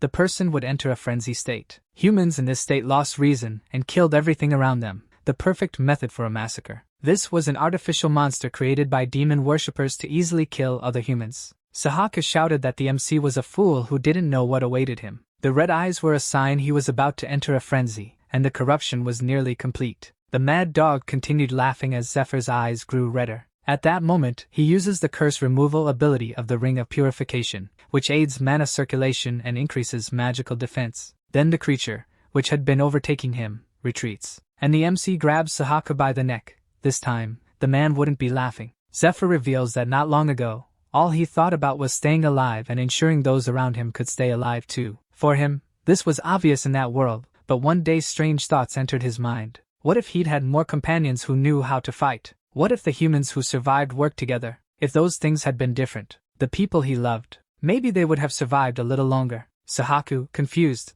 wondered what the MC was talking about. Zephyr continues, saying that in this life, he saved those he could and gave a chance to those who wanted to grow stronger. But of course, the mad dog was not one of those people. He knew Sahaka had fed that thing with over 100 humans. Then he furiously questions how many humans had to die to satisfy that trash. Someone like that didn't deserve to live. Then the MC strikes him with all his strength in a punch, and keeps hitting the human trash. The skill begins with multiple strikes and ends with a palm strike. It targeted the opponent's blood, breaking its droplets to generate electricity. The skill Dragon's Roar, the secret art of the Dragon King style, feared in the East. The Thunder Palm, which strikes Sahaku, electrocuting him. What remains of the mad dog is only a charred form. Zephyr knows it must have been extremely painful, perfect for someone like him. Then he retrieves the ocarina left behind. Since physical attacks didn't work against Shoggoth, it had to be killed with elemental attacks like electricity, fire, or holy power. Since it was weak, it would be obliterated if it attacked again. But there was no reason for the MC to waste his magical power. So Zephyr plays the chord of Shoggoth's destruction, severing the creature's magical connection. While playing, a voice speaks behind him, expressing surprise that the MC knew how to play that, since the melody was a secret cult of the demon god and the temple's intelligence hadn't discovered it yet. Obviously, the one saying these words was the opponent Zephyr had expected all along, Ned. Smiling, he remarks that the MC knows many things. Finally, his enemy had revealed himself. The time had come, and Zephyr needed to make Ned believe he was one of the demon god's worshippers. That was the only way to change the future, and to pay the debt he carried in his heart, one he couldn't settle in his previous life. Zephyr wanted that person to have a different ending this time. For that, he needed a chance to get close to Ned, no matter what he had to do. Ned reveals that he's been observing the protagonist and has come to a conclusion. He unsheathes his sword, declaring that he has decided the MC is a target to be eliminated. Then he charges at Zephyr like an orange lightning bolt. The MC, though apprehensive, doesn't let it show to his enemy and takes a combat stance. Then the demon worshipper attacks him, rushing past him at an insane speed. But he feels as though all his attacks have missed. Then, 3 small stones imbued with mana are thrown in his direction, but Ned dodges each of them. It was impressive that Zephyr had managed to dodge and even counterattack. There couldn't be many on the continent who, besides his master, could surpass the speed of his sword. The MC must have used another method. Holding another stone, Zephyr provocatively asks if his opponent will face someone empty-handed while wielding a sword. In response, Ned throws his sword to the ground, taking the same combat stance as our protagonist. The two face each other. The first to attack is Ned. The secret art of the Dragon King enveloped the body in electricity generated by explosive acceleration. This gave the user a boost in speed and power, but people from the same clan knew how to defend against this kind of attack. The MC uses the Dragon King's secret art, the floating cloud. There was electricity in yin and yang, and the two attracted each other, but electricity of the same type repelled each other, so he countered and defended with the same type of electricity as his opponent. This was possible, but at that moment, Ned unleashed a barrage of attacks that couldn't even be seen with the naked eye. It was necessary to predict the timing and the amount of electricity in the attack to succeed. This couldn't be replicated with mere tricks. Now Ned was certain his enemy was truly skilled, but it left him even more confused. He then says that only he and his elder brother were taught the Dragon King's secret art. So who on earth was the person standing before him? A devotee of the demon god, rank 9, the master of the East, Jinriang, the lone dragon, had traveled from the western continent to Aslan. Jin had only 2 successors. Unlike mere apprentices, they were the only ones to inherit the technique fully. One was his biological son, Jin Gang, the strong dragon, and the other was specially chosen from the continent of Aslan, Ned Strayer. To deeply understand the battles, only 2 were needed, no more, because the principles of the techniques had to remain secret. But Ned had never seen the MC's face among the apprentices. And there were even more suspicions. He had obliterated that powerful Shoggoth so easily that Ned wasn't even sure Zephyr was a devotee. Thus, he asks who the MC really is and what he wants. Zephyr reveals that Ned shouldn't have heard about him from his master, asking if he truly believed there were only 2 successors. Leaving his enemy perplexed, he continues by saying there were 2 successors who learned the secret art. But what would happen if one of them died? Ned reflects that the successor wouldn't have anyone to train with, the master was too busy, and training another would take too long. Even so, he couldn't believe that was true. Zephyr reveals, with a confident expression, that he was the shadow apprentice prepared for when one of the successors died. This disciple was secretly trained in case something happened to the official one, ensuring the sex continuity in an emergency. But this disciple was killed if the official successor developed safely and inherited the position of master. This wasn't just a story Zephyr made up. However, a shadow disciple couldn't participate in the raid because they would be imprisoned by Altair and her allies. The MC thinks that at this moment, Altair must be doing things that don't fit her role as a princess, and he must take advantage of his current situation. Ned thinks that if what the MC said is true, his existence must remain a secret, and questions why the master sent him there. Claiming to have spoken with the master before, he says the master never sent any disciple like Zephyr. In truth, he hadn't asked the master anything. It was a test to see if his opponent was telling the truth. It wasn't unusual to lack contact with the outside world from the temple. They had to understand what was happening based on the situation. If Zephyr acted even slightly suspiciously, Ned was determined to end him. The MC had orders to remain secret and join the raid. If something happened to Ned, he would take over his mission. Thus, the redhead asks if Zephyr knows what his mission is. Convinced, Zephyr knows the mission is to obtain the dragon's heart and escape. This was a type of magical stone formed within the dragon's heart, granting its user the power of one. The Temple Knights didn't stand a chance against Ned's speed, so, once he obtained what he wanted, no one would stop him. But the MC makes it clear that he can do the same things as the redhead. This meant the master wasn't comfortable leaving the mission solely in his hands. The reason for revealing himself despite the master's orders was because the requirements for joining the raid were more difficult than he had imagined,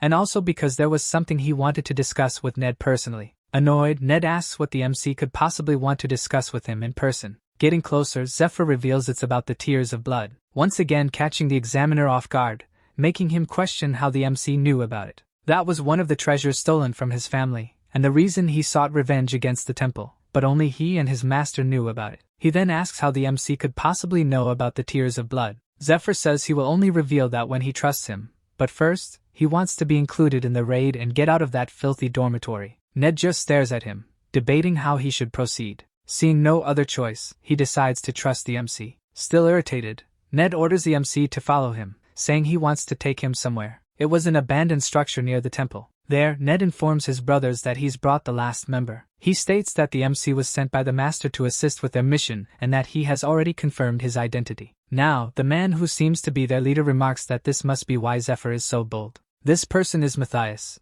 and he says the newcomer should feel honored to assist the successor of the Master of the East. He yells that now all 40 slaves participating in the raid are members of the worshippers of Tartarus. Since there's a new member, he will explain the operation once again so that everyone remembers and avoids making mistakes. Having received Ned's help to join the raid, the MC would have the chance to learn more about the cult members. But he didn't expect all raid participants to be members of Tartarus. This was absurd. These guys weren't like Sahaku, who relied on items, or even like himself in his past life. They were genuinely strong, an elite group of troops trained to execute the mission. The MC wondered why such powerful people were following Tartarus. Meanwhile, Ned thought that Zephyr revealing himself must mean the master didn't fully trust him. Since Zephyr even knew about the tears of blood, Ned wondered what else his master had shared. Perhaps the master trusted Zephyr more than him. But he couldn't let that shake him, recalling the promise the master had made to him. When he was younger, the master had promised that if he proved himself useful, he would help with his revenge. To obtain that help,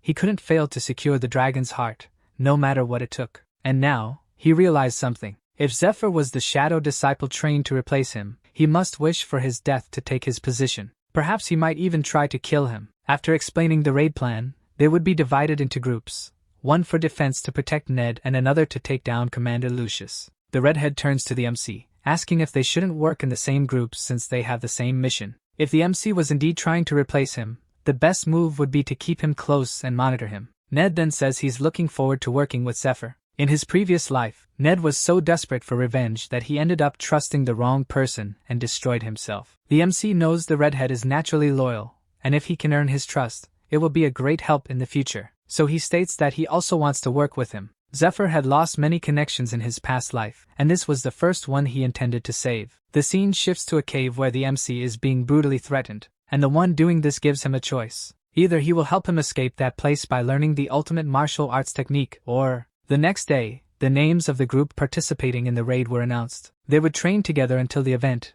couldn't communicate with outsiders, and would be responsible for their equipment. Everything was going according to Zephyr's plan, and he also needed to finish his preparations. The spider dungeon, the basilisk nest, and the village where Ned forged a document claiming it was a goblin lair. Combined, these places formed the 3 dungeons the MC had promised Goethe he would clear. With this, they thank him for everything he's done for the group so far. According to the MC, they all have achievements now, and with so many slaves joining the raid, they will soon be promoted. While talking about how things would get more difficult from now on, he's interrupted by Dale, who ends up saying nothing, despite wanting to ask to accompany the MC. But he knew that, despite the time spent together, the MC had a much greater goal than normal people could imagine. Weaklings like him had no right to follow him. Then, Zephyr tells them that if they train hard, one day they might stand by his side, and he looks forward to that. As he departs, he mentions he has high expectations for them, and Dale bows deeply, trying to thank him for everything. The MC knows he managed to save 2 of them this time,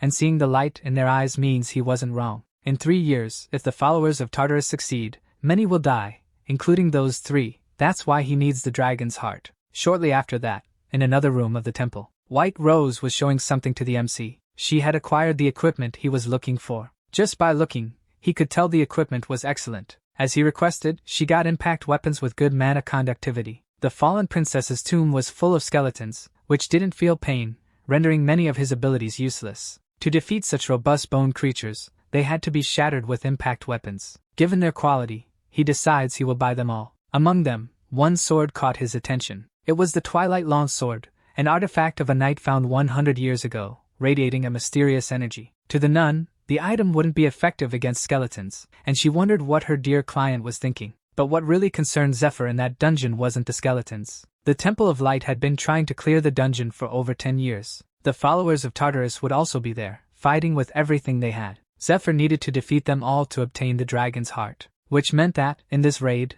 everyone was his enemy. And there was still another issue, Ned, who still didn't trust him. Even if he told the truth, it wouldn't be easy to convince him, and if he failed, they would fight endlessly like last time. This time, it would be a fight to the death. Suddenly, his thoughts are interrupted by a knock on the door. It was Angelia, another nun who worked as an enchanter in the laboratory. Imbuing equipment with power was called enchanting. The stronger the enchanter, the stronger the powers imbued. As far as he remembered, Angelia was one of the best enchanters in the temple. She then begins enchanting the equipment the MC had requested. From clothes to weapons, everything is enchanted, starting with Zephyr's need to resist the dungeon's malevolent energy. With that, the basic preparations were complete. The MC pays the nun in gold, and she leaves the room satisfied with the deal. To him, the service was extremely cheap, and he wondered if White Rose had something to do with it. Now he had to calculate how much he had spent with her as well. The nun had indeed made him pay less for the previous service, trying to score points with her dear client. Recognizing she had little time to gather all those items, he thanks her, making her blush slightly. The problem with this part of the negotiation is that Zephyr admits he has no money left. Unable to believe it, the girl asks if she heard him correctly. But the basilisks he fought weren't worth anything, and the village wasn't even a real dungeon, so he had nothing. At least, nothing in terms of gold. As an alternative, the MC offers her Fade's Venoms number 68 and 61, from the King of Poisons. White Rose is shocked as soon as she sees the vials, jumping excitedly to grab them. But just to tease her, the MC holds them high out of her reach. Before leaving, Zephyr warns her to be careful about whom she sells these to on the black market, as she hugs the vials tightly. Then, she bids farewell to her dear client, asking him to visit her when he returns from the raid. The next morning, all those summoned were gathered. The MC wonders how many people are there, counting around 100. He recalls that, in his past life, only a few of them survived, and this time wouldn't be any different. Then Lucius appears, stating that everyone is assembled, with a confident look. Thus, it was time to begin. The raid members were composed of temple knights ranked as priests, 18 battle knights, and 10 healers. In their substructure were 20 hunting team members ranked as slaves. Among the inquisitors ranked as official priests were 12 battle inquisitors and 6 healers. And in their substructure were 20 inquisitor agents ranked as slaves. The 86 people were divided into the frontline team, consisting of close-range combatants, security, and patrols, and the rearguard team, made up of long-range attackers, healers, and buffers, under the command of 4 individuals. The captain of the healers, Arno, and the captain of the rearguard, Leona. The captain of the front lines, Matthias. Lastly, Lucius, the group's captain. Stigmas were marks given to humans loved by a god. Those who had them were called saints. They received a high degree of authority from the god and became an angel serving them upon death. Lucius had one since he was 7 years old. People respected and admired the saints as if they were angels, believing it an honor to see them in person. Zephyr didn't imagine that this figure would appear before the common members of the group. At that moment, the MC feels Ned's gaze fixed on him. And of course, he stares back. Meanwhile, Lucius announces that he will prophesy something. That with this raid, they will complete the dungeon, the tomb of the abominable princess, putting an end to one of the 8 riddles of that world. The names of the participants will be recorded in the church, and the slaves will become free men. For this reason, they must endure the training that begins now and walk the path of glory by his side. The audience shouts prayers to the god Arya, inspired by the speech. Their special training ground was at Screeching Peak, where participants climbed a mountain. While doing so, the MC wondered who this glory was really for. If the raid succeeded, all participants would gain honor, but the true nature of it wasn't noble. It was all about business. Matthias gives the participants a piece of the dungeon to get them accustomed to its energy. Through politics, the right to complete dungeons is acquired,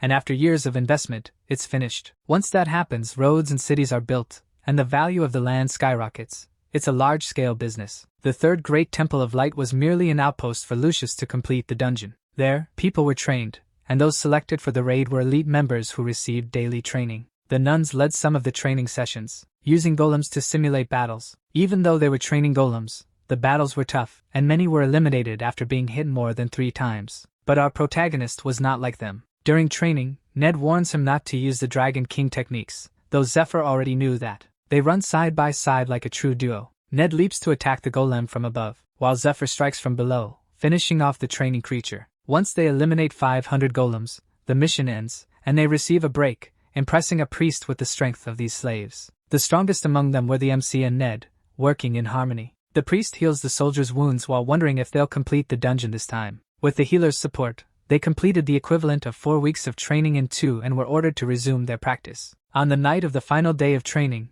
everyone had managed to complete it without being eliminated. At the top of the temple, Ned sits alone, deep in thought. The MC appears before him, asking if he isn't going to eat tonight either, given that he hadn't eaten much during training. The redhead hadn't eaten much during training, and since it was the last day, they were serving good food, but Ned says he ate what he needed. He had to maintain his weight to maximize his speed, so Zephyr decides not to eat either, as he might have to continue the mission in Ned's place if he fails. This irritates the Inquisitor, as the MC continues trying to outdo him, but Zephyr tells him to relax, as he brought something good for them. Raising a bottle, he says it'll warm up his companion to move better. Ned simply watches as he's served, until he asks how much the MC knows about him. At first, he thought Zephyr wanted to eliminate him and take his place, but during training, he realized Zephyr had no intention of harming him, and that made it even harder to understand. Recalling everything the MC had shown he knew about him, what he wanted and even his secret, he could try to threaten him, or get what he wanted with this information.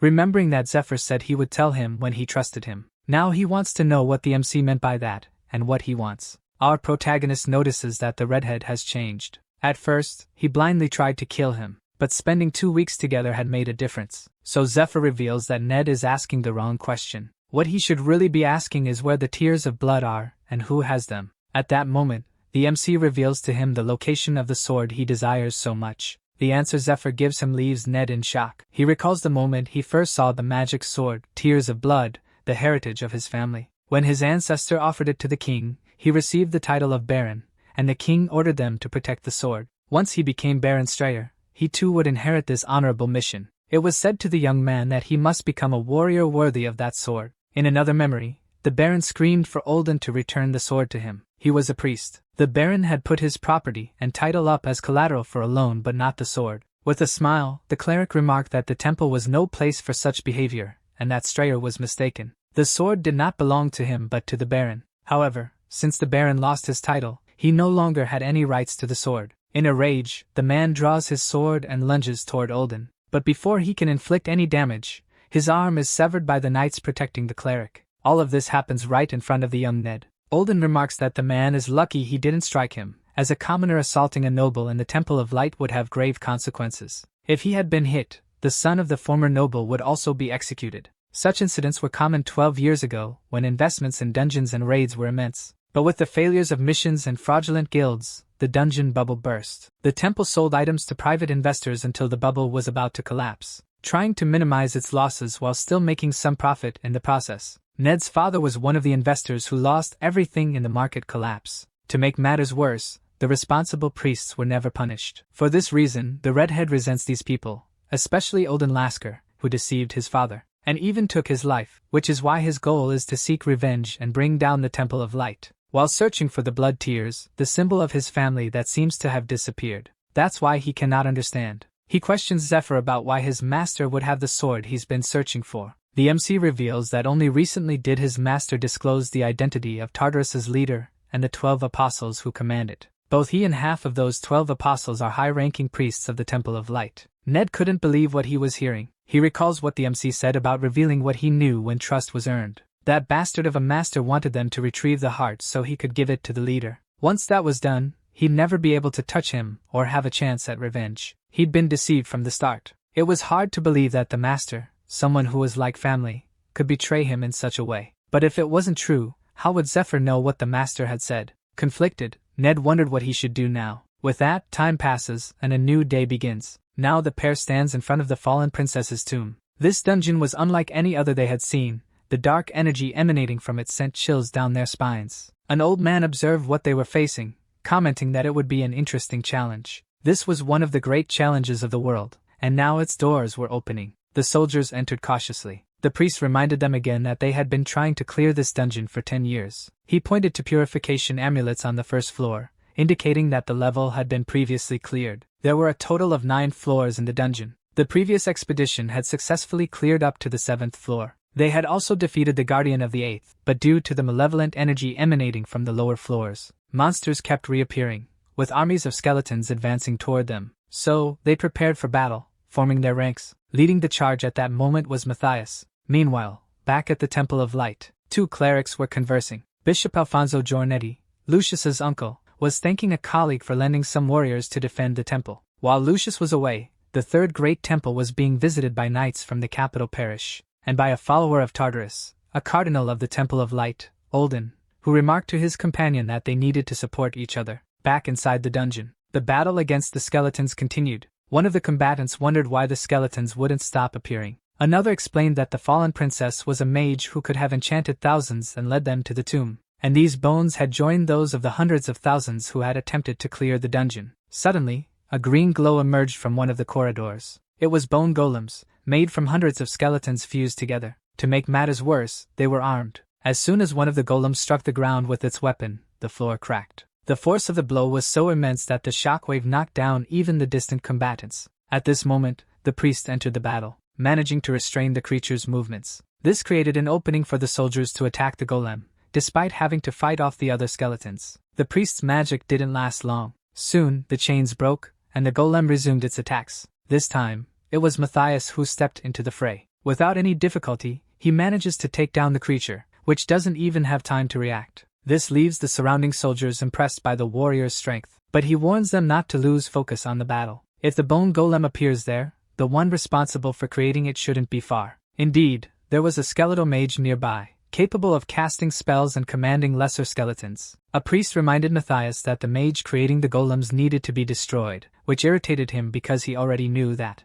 they had to get closer to the mage for the rear guard's attacks to be effective against him. So they needed to defeat enemies one by one to get near the mage. More importantly, the warrior was searching for something, as the battle would descend into chaos if they didn't find it. At that moment, someone announces they've found it and asks everyone to step aside. Lucius's spear glowed golden, and upon seeing it, everyone knew it was best to get out of his way. The strike tore through the corridor, filling it completely. It incinerated the skeletal mage, and also the ancient tombstone that empowered him. The warrior explains that it was much harder to fight the mage without destroying the tombstone first, even though he managed to eliminate both. Last time, it took the rear guard 30 minutes to destroy the tombstone. The glowing spear truly was powerful. Ned observed that having a saint there made a real difference, and Zephyr remarked that such was the power of equipment worth 2 million gold. Still holding the spear, Lucius was cheered by the soldiers. With the battle over, it was decided they would camp at that location. Meanwhile, the MC moved away from his companions in search of something.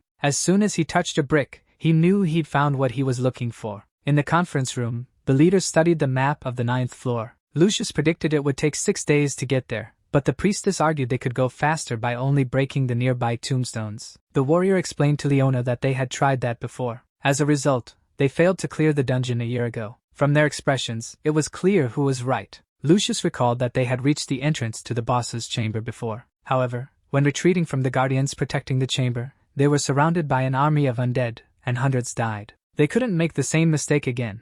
They had to eliminate all variables, even if it took longer. The other priests reflected that, if surrounded, many would die, increasing the burden on the survivors. One of the mission's most important objectives was preserving the captain as much as possible until they reached the boss's chamber, because he had enough power to defeat that monster. In the raid a year ago, Just looking at it was enough to destroy the group's morale. The guardian of the boss's chamber. Suddenly, a scream drew the leader's attention. Matthias was the first to step out and see what was happening. His expression immediately changed when he saw it. A Shoggoth was attacking, and the soldiers were crying for help, desperate. The captain wondered what was going on. They had prepared 5 Shoggoths for their strategy. But this wasn't the time to use them. Someone must have released them. Then, at that moment, the 4 leaders turned their gaze toward one spot. As if they had an instinct or intuition. Something had triggered their hypersensitive danger senses. The MC, who had found what he was looking for, a kind of wheel protruding from the wall, questioned what they were looking at. As soon as he turned the device,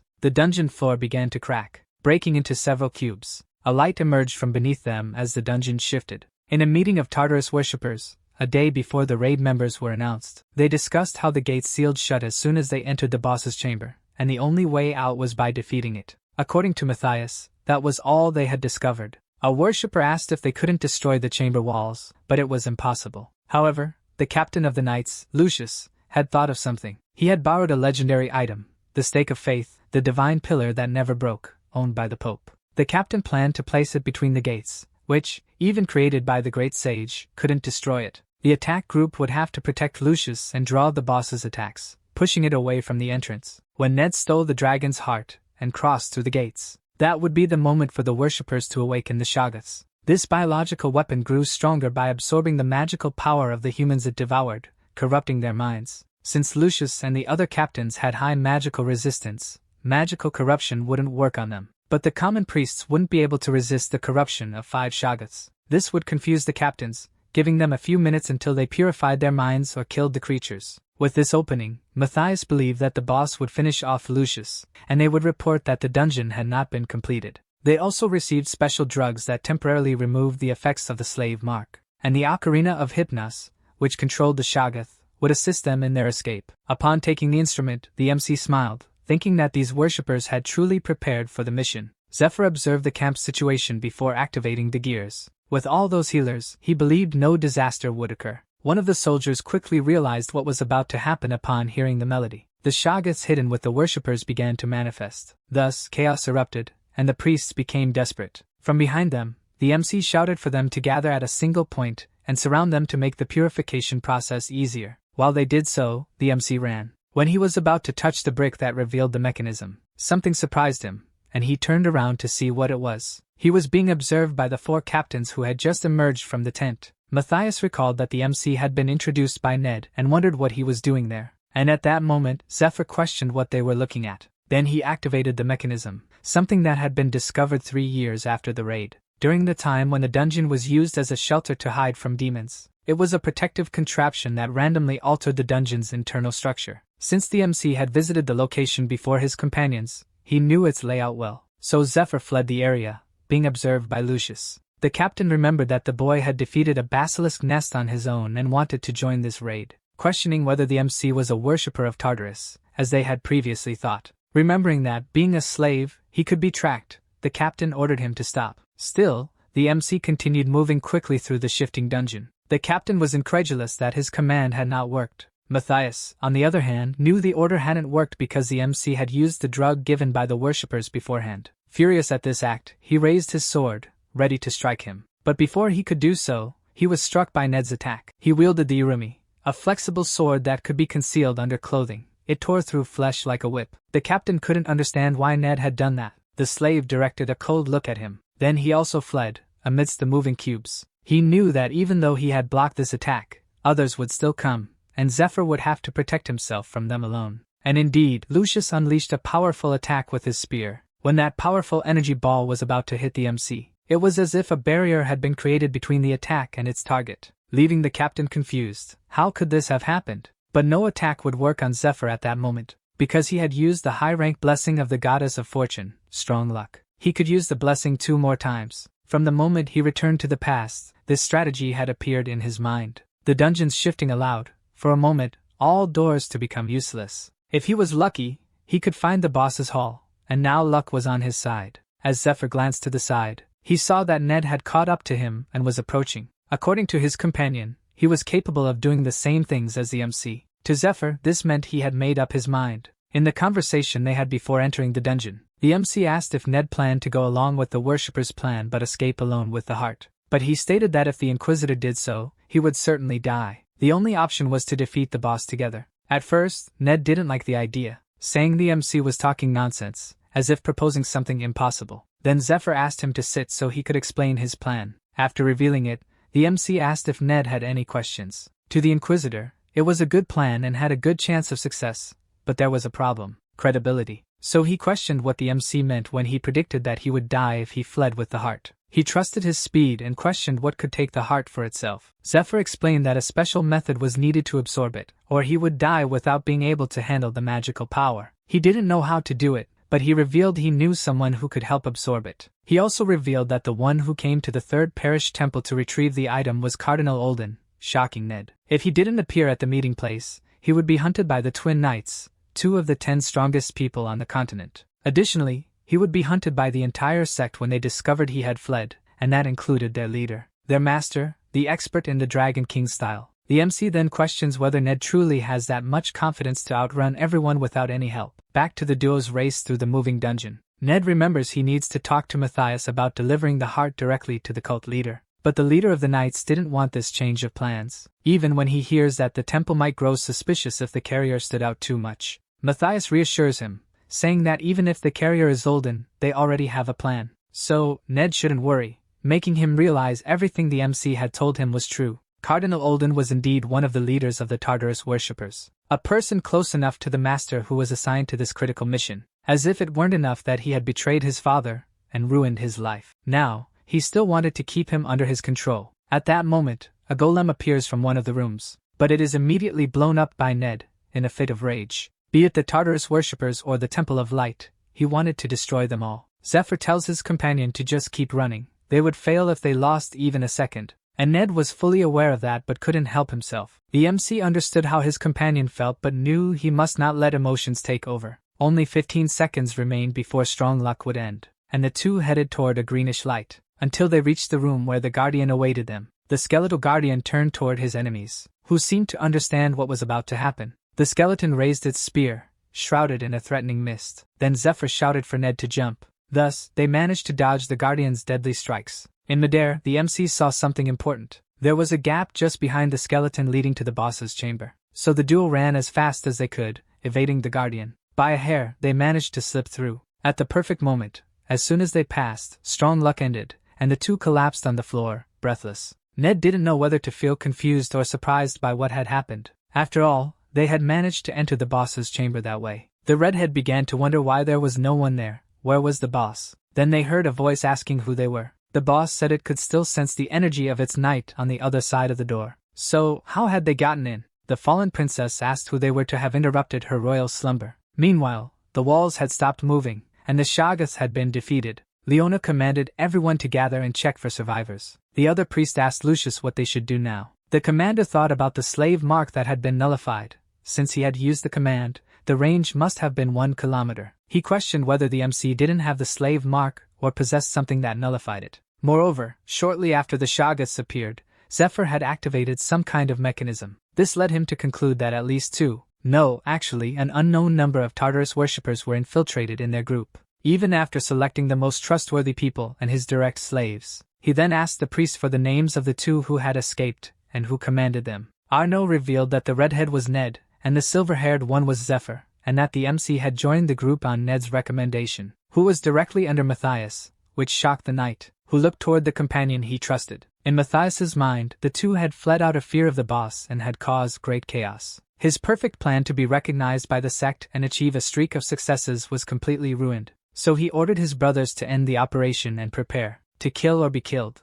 As the members of the sect looked back, the Knights of Light began to surround Matthias. Lucius sternly asked if the other leader had anything to say about this. Matthias, in turn, raised his sword ready for combat. What would he have to say? Back in the boss's chamber, Ned was shocked by what he saw. The owner of the tomb, Princess Eurydice, who had massacred her own people more than 1,000 years ago, was an incredibly beautiful and serene person. He thought there was no way someone like her could have committed those crimes, that they had invaded the tomb just for the dragon heart. A person with such sad eyes. He wanted to ease her sadness, and began moving toward her, thinking he would do anything for her. Fortunately, Zephyr grabbed him before he stepped into a magic circle. He didn't think the redhead would fall for such a basic illusion. His mind must have been shaken after learning about his master's betrayal. Only when the MC stopped him did Ned notice the magic circle on the ground, realizing it wouldn't have ended well if he had stepped on it. Ahead of them, the princess was on the ground, laughing hysterically. She said she had lost her chance to consume her target. Zephyr realized she was about to attack them. In the blink of an eye,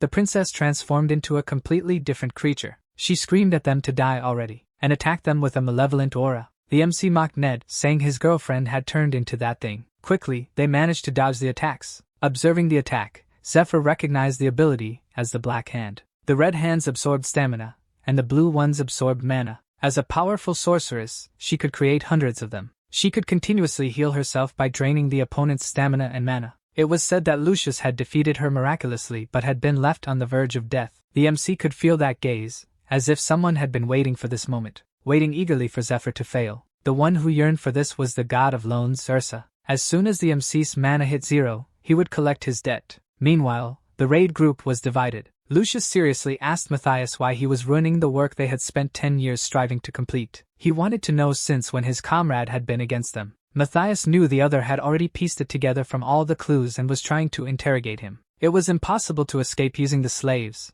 and he didn't know how the dungeon had been altered. If he returned empty-handed, the sect would kill him. He had no choice but to eliminate Lucius so he could survive. With a contemptuous laugh, the Inquisitor repeated the question about when he had started betraying his comrades. He asked whether the captain really wanted to know that. He knew he was out of luck. The saint had legendary items. There were also the healers and the battle priests. He hadn't thought he'd have to kill them without defeating the boss or using the Shoggoths. But he still had an advantage. They were seen as enemies. However, he still had comrades hidden on their side. If they caught them off guard, they might have a chance. The captain began signaling to his comrades. They were to drink the potions as soon as he counted to 3 and then proceed with Plan C. The suspicious potion was the one that temporarily disabled the effects of the slave mark. Matthias proposed a duel with Lucius. If he lost, he promised to reveal everything he knew. The other only stared at him seriously. Meanwhile, Matthias continued counting, outlining what would happen if he won. Finally, the count ended. Lucius ordered his subordinates to attack Matthias, using the power he held over the slave mark. The Inquisitor hadn't expected the order to come so quickly, and his comrades began apologizing. They hadn't had time to take the potions. Against their will, they were forced to attack their leader. This made him even angrier. They were idiots who couldn't even drink a potion at the right moment. Lucius's commands were on par with those of the Pope. The only way to stop these orders was by killing the slaves. Closing his eyes, the commander revealed his disappointment with the Inquisitor. They had been friends since they entered the academy at age 12. Now they were 32 and had faced countless challenges together. It was as if they could read each other's minds. And now he, of all people, had betrayed him. First, Lucius would make him dismantle the trap he had set up. Right after, there was a mountain of the worshippers' corpses. From the mouths of the defeated, a certain kind of worm began to emerge. They were insects they cultivated in their stomachs, the marked worms. Much of their power came from these worms. Despite the rule of one body per mark, they could serve both the temple and Tartarus at the same time. But the creatures were easily destroyed by Lucius, who simply stomped on them. He expressed his disappointment in Matthias. He had trusted him to select the slaves for this mission. For that reason, he never thought all of them would turn out to be worshippers of Tartarus. Even Arno was surprised by the commander's strength, having defeated about 30 slaves in just 30 seconds, despite knowing Lucius was even more powerful. Meanwhile, the captain moved toward the traitor. Matthias cursed him furiously. He knew it wouldn't be an easy fight, but he hadn't thought it would be this difficult. He hadn't even managed to scratch his enemy. How could there be such a vast difference in power between them? It seemed that ordinary people truly couldn't stand against priests. He questioned whether this was truly the destiny the gods had set for them. Suddenly, Matthias begins coughing up blood. Holding a type of marked sphere, he had no intention of following the destiny set by the gods. He then turns to face the priest again, who continues to ask why Matthias betrayed him. But the traitor only laughs, as if the other should already know the reason. Then he shows the sphere, saying that if he really wants to know, he should ask his foolish gods. Seeing that shocks both Lucius and Arno, then the captain bites the sphere, and it grants him immense power, enabling him to break the chains holding him. Olden had given it to him, saying it was the Tartarus worshipper's secret weapon. It was called the Stone of Revelation, resonating with the worm and transforming its user into a demon. It was meant to be used only as a last resort because, after using it, the user would never be human again. The commander thought that everything Lucius had should belong to him. If being manipulated by the gods was his destiny and being human meant he couldn't do anything about it, then he no longer wanted to be human. Seeing the transformation, Lucius orders an attack before the demonic power stabilizes. Arno quickly uses an ability that enhances his allies' combat skills, causing a radiant aura to descend upon them. Then a barrage of attacks is launched at Matthias, but they are useless against him. Using only one hand, he is able to stop the mass of light on his own. However, something catches his attention. Taking advantage of his distraction with the attack, Lucius charges toward the traitor and strikes him with his spear. The combatants cheer for their leader's power, but their excitement is short-lived, because Matthias manages to stop the attack, grabbing the saint's spear with one hand. They couldn't believe the captain's strike had no effect. Leona realized they needed to support the priest, but if even a legendary item had no effect, what could they do? Then she remembers they had that. The Stake of Faith, another legendary item entrusted to her by Lucius and meant to be used in emergencies. If they used it, they might have a chance to defeat Matthias. As soon as she tries to grab it, her eyes widen in surprise. The stake was gone. The item was far away, in Ned's hands. The one who came up with the idea to use it was the MC, and his plan was truly bold. They continued dodging the fallen princess's attacks, while counting down the seconds the ability lasted, and it really disappeared after 15 seconds of evasion. Just as Zephyr had predicted, and she couldn't use multiple area attacks in succession. These abilities demanded too much from the brain to calculate formations, causing it to overload and forcing the ability to stop. That was their chance to counterattack. The plan was to take one step back and 3 to the side, and then they would climb. The battle was a series of unexpected situations. Even knowing the future, not even the MC could foresee everything. He uses the Twilight Longsword, the strongest light or dark attribute item that a non-priest could wield. Zephyr slashes through the thorns the princess created to attack them. The most important things were how many items they had accumulated so far, whether they had trustworthy companions and a strong mindset even in the face of challenges, and whether they had trained enough to handle this moment and this fight. With precise strikes, they managed to separate the princess's head from her body, but she immediately begins regenerating at an incredible speed, and both of them know the battle isn't over yet. That thing was transforming. The MC smiles. This was the moment he had been waiting for. He then calls Ned's attention, who understood what his companion meant, and throws himself toward the creature. Zephyr had told him that when they destroyed the head,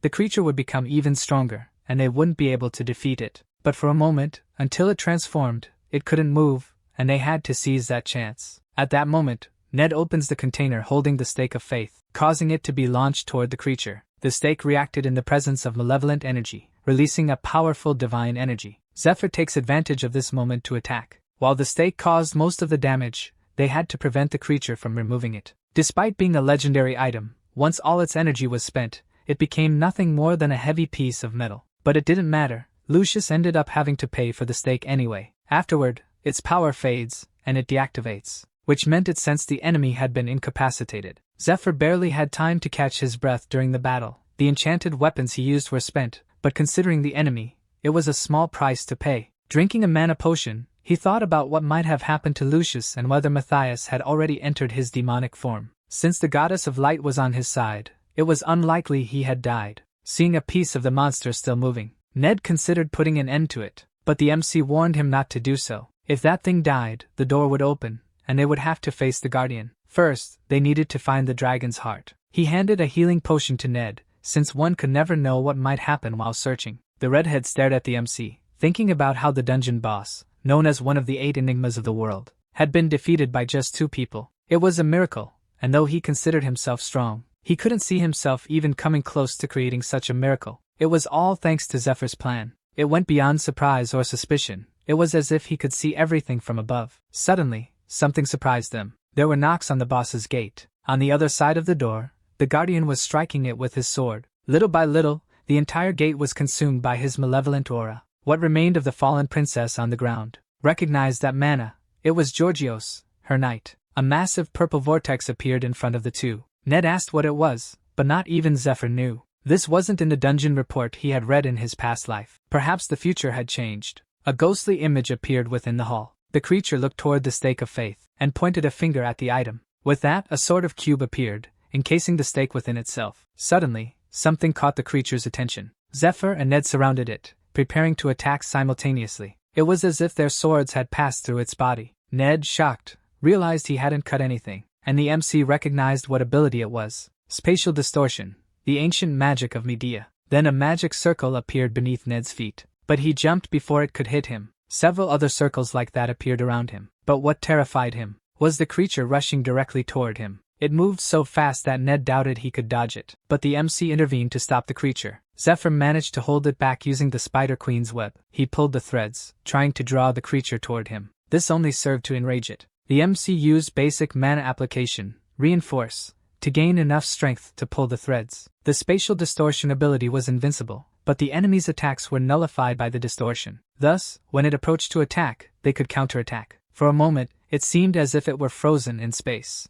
At that moment, Ned charged toward it to strike, tearing into the enemy with his sword. For a moment, he thought his move had been effective, but he quickly realized something was wrong. It was as if his attack had been reflected back at him. This was one of Medea's ancient magics, Black Mirror, which reflected damage up to 300%. With a simple flick of her finger, she summoned the black hand upon her opponent, who screamed, unsure how to break free from it. Then Zephyr began unleashing a flurry of strikes on her, using Lightning Palm. Before Eurydice could do anything, he struck the pressure points on her arm. It was a technique used to subdue opponents. Though it didn't deal the same damage as swords, it prevented the activation of abilities. As a great mage, her mana flow was extremely rapid. Without advanced training, it wouldn't have been possible to block it. With that, his opponent tried to gain distance, but was held back by the threads that the MC had secured on her while striking the pressure points. As he drew her closer, he struck her chest, making her scream in pain. Zephyr used the Rosary of Miracles, which he had purchased from White Rose. The temple's abilities were embedded in each of the beads. Only 9 seconds remained until the black hand would disappear. The beads struck Ned's chest, relieving him of the skill's effects. But at least this way, he wouldn't die. However, Zephyr's confident gaze didn't last long. He was struck by a blow from the princess, which sent him flying and crashing against the wall. That cursed monster. The pressure points he had struck were undone within seconds. To make matters worse, spikes latched onto his arms, while she prepared an even more powerful attack. This was truly a complicated battle. As the princess attacked, several explosions struck the MC. Far away, White Rose broke a plate, calling herself distracted. As she tried to pick up the shards, she ended up cutting her finger. She prayed for Zephyr's safety, wondering if he was using the item she had given him. For some reason, she had a bad feeling. She wished she had managed to get him a better rosary. The one she gave him was lying on the ground, unusable. The MC wasn't doing well either after being struck by Eurydice. Just like Ned, who was unconscious. After losing control of the battle, they were overwhelmed by her. It was ridiculous. Despite being one of the 8 great challenges, he could have handled it easily in his previous life. As painful as it was to admit, this only showed how weak he was. All the items he had prepared, all the weapons and equipment, were destroyed. What was left for him now? Zephyr questioned whether the advantages granted upon his revival were really useful. The first, the Iron Wall, removed all fatigue and damage but demanded repayment once his mana hit 0. The egg of the divine beast was an egg from a beast that often rejected humans, and might be useless. Strong luck was a good privilege, but had a limited number of uses. There was also the Sword of Light, but its requirements were difficult to meet unless one was a priest. And the privilege of revival, but it would turn him into the property of the god who revived him, robbing him of his free will. In the end, all of it was merely entertainment for the gods, nothing that could change his current situation. They were like collars placed on him by the gods, who wanted to see him fight desperately. If Zephyr were to die there, his plan was doomed to fail, no matter what he did, so the MC decided to do something. Something that would make all those bastards furious. At that moment, a very bright light appeared. It was an angel questioning what he was doing. She demanded an explanation for how a human like him knew about that evil symbol. It seemed his strategy was working. The symbol was proof that the gods had shamefully lost in the past, a taboo punishable by death. In other words, as soon as he finished drawing the symbol, Zephyr would die according to the world's principles. He staggered in front of the angel, but at least he no longer felt Eurydice's presence. The angel must have raised a barrier, giving the MC a chance to recover a bit. Mercedes continued pressing him, demanding to know how a mere human knew about that symbol. The MC retorted that higher spiritual beings couldn't be there. It was against the world's laws. So how did she get there? According to Mercedes, since she was the one who brought him back, she formed a bond with him and earned the right. She made it clear she wouldn't give him a second chance to respond. But the MC demanded payment from the angel, leaving her confused. He repeated that if she wanted to know about it, she should pay him. To Mercedes, this was madness. Then a powerful aura began to emanate from her. It paralyzed Zephyr, preventing him from even moving a finger, and he wondered if it was one of her abilities. She told the MC that he was neither a saint nor an angel, and the fact that he drew the symbol had enraged many gods who wanted her to kill him. The angel continued, saying he had crossed the line, but Zephyr interrupted, telling her to kill him if that was the case. From her expression, it seemed Mercedes had no intention of going that far. The MC threatened her again, asking if she was prepared for the consequences of killing him and if she had the authority to do so. By carefully reading the privileges he received, Zephyr understood what the gods wanted from him. They had given him a double-edged sword to ensure he died in an interesting way. The last thing they wanted was a disappointing development like suicide. The gods gave him maximum power in exchange for making him theirs. Those who wanted Zephyr to join their legion would lose what they sought if he died and was claimed by the god of death. Neither side wanted that outcome. That was why they sent an angel there in such a hurry, and Mercedes asked what the MC wanted with all of this. With just those privileges, the MC couldn't move forward, so he demanded more. He shouted to the gods that if he died, they all had something to lose. Were they really going to let the human who could entertain them the most die like that? Would they take that risk? Zephyr was giving those gods a chance. The first to consider the human's demand was the goddess of luck, followed by the goddess of light, who found it quite interesting. This made Mercedes uneasy about what was about to happen. Then a powerful light from the heavens illuminated our protagonist. He wondered what it was. The angel didn't understand either, asking her peers if this was truly what they wanted. At that moment, the light shining on Zephyr grew even stronger. The fallen princess watched what was happening, clearly surprised. As the MC began walking out of the smoke left by that light, he asked if he had kept her waiting too long. The creature's eyes glimmered with hunger, as it activated the black hand again, charging toward Zephyr. Just as the creature was about to strike him, its arm exploded, leaving it stunned. The MC even managed to sever the black hand ability. He held what appeared to be a weapon of light. Indeed, it was the sword of light. The restrictions on its use had been lifted. The goddess of light, Arya, allowed him to wield it. She now saw how much the MC could entertain her, and promised to grant him even more items. Azra was not pleased,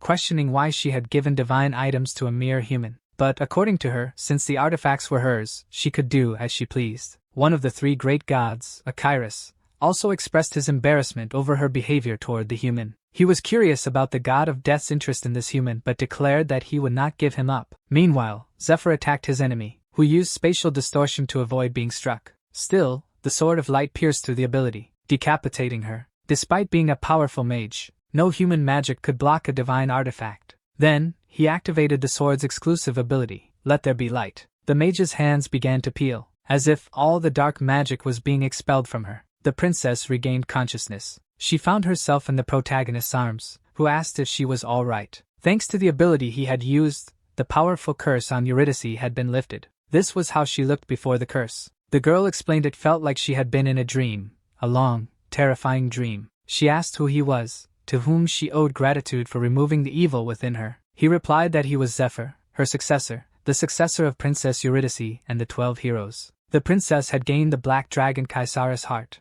and thanked her loyal knight Georgios for his grand efforts. But she asked him to call her by her name, Eurydice. She inquired what he wished to tell her now that the battle against Caesarus was over. The knight removed his helmet. At that moment, she believed nothing but happiness awaited them, but she was foolish. On the top floor was a massive magic circle shaped like the Tree of Life, one of the elves' great treasures. The tomb had been used to purify the heart's curse, and to cleanse it, she extended her life. But in exchange, the curse consumed her. She explained that the MC and his companion had pulled her from the darkness, and she didn't even know how to repay them. The life she had extended was also coming to an end. She didn't have much time left. Eurydice asked what the MC wanted the dragon's heart for, but according to him, there wasn't time to explain it with words. Using her ability, Communion, he shared his memories with her. Through this, the princess saw everything Zephyr had endured to get there. Meanwhile, in another part of the tomb, Matthias and Lucius continued their deadly battle. The follower of Tartarus questioned why his enemy was already so worn out. The priest thought that in terms of strength, he shouldn't be struggling so much since he had Arno's support. But the strengthening buff disappeared whenever the dark energy touched him. On the other hand, his enemy smiled, feeling omnipotent with so much power. With just one hand, he unleashed a fiery attack on the saint. The other combatants were also severely hit. This kept them too busy dodging the attacks to join the battle. A follower pretending to be on the temple's side marveled at the sheer power on display. This could be an opportunity to kill some of the rearguard priests, perhaps even obtain a revelation stone. He prepared to attack, thinking that it was their religion that had led them to this fate. But before he could act, black smoke enveloped his body, and a mark appeared on his chest. Then, the worm inside his body, and those of the other infiltrators, was painfully expelled. Arno looked on in shock. He had no idea there were so many worshippers of Tartarus among them. Matthias used the demonic ability Reap, which harvested the power of nearby worshippers' worms. The worshipper thanked them for gathering their strength for him, promising to put those useless lives to good use. Lucius recognized how dangerous this ability was and ordered his allies to maximize their defensive skills. But there wasn't enough time for everyone to protect themselves, and many were engulfed in flames. At least Lucius managed to shield some of his allies with his barrier. The saint demanded his enemy stop before committing more heinous acts. To Matthias, what the other said was madness. How could he, of all people, dare to say such a thing? He remembered the surprise of everyone when Lucius received his mark at just 7 years old, without even being a candidate. Meanwhile, Matthias had been one of those training to become a candidate, which caused great disappointment to those who had invested in his family. It was said that when a non-candidate received the mark, it signaled the start of an era of chaos from which the temple would profit. As soon as Lucius was chosen as a saint, his father began selling blessings at exorbitant prices and extorted the devout. Matthias continued attacking the saint, yelling that what his family did to ruin so many lives was truly evil. But the saint would never admit that he and the temple created the dungeon bubble and never took responsibility for it. In truth, the Temple of Light was the real evil. Back to Zephyr and the princess. She began speaking about the future the protagonist had lived through. She felt pity for him, questioning how he could have lived that way. According to Eurydice, the demonic invasion would occur in just a few years. Zephyr told her he planned to defeat them this time, which was why he needed to ask her for a favor. He had planned to ask someone else, but since Eurydice had regained her senses, someone experienced like her was a better option. She was the great mage who transplanted the dragon's heart into the first dragon slayer, Georges. So he asked her to transplant the heart into him. Unfortunately, the princess said she couldn't grant him that favor. From his expression, it was clear the MC hadn't expected that response. 1,000 years ago, the world was on the brink of collapse. The strongest dragon, Kaiserus, set the world ablaze. Even as one of the 12 heroes who led the war against the demons, Kaiserus lost control and went mad due to the demonic curse. The great mage Eurydice, Georges, and other powerful knights, along with the golden dragon, joined forces to face Kaiserus. It was a long battle that lasted an entire year, until Georges, on the verge of cutting off his old comrade's head, apologized to him, ending that war. The wars of the princess's era and Zephyr's were caused by demons attempting to summon their god. Normally, these gods couldn't leave their domains, except for Tartarus, the only one who could enter the human world if summoned. The demon worshippers of her time created the group known as the Tartarus worshippers. They and the MC sought the same thing. The nobles and priests were only concerned with filling their coffers while the world was falling apart. They even conspired with demon worshippers to maintain their power. Everyone fled from the onslaught except for Zephyr and his companions. He hadn't come to the past to live peacefully but to fight and win this time, which was why he asked this favor of Princess Eurydice, the leader of the 12 heroes and the one who united them. The MC begged her for the power to protect his world, but the princess simply stared at him in silence. Despite their vast differences, he reminded her of someone. In a memory, Georges told her not to be afraid. She had spent 3 years breaking the curse with the golden dragon. He assured her he would be fine, that she had performed such operations hundreds of times, and that he would gain the power to protect their land,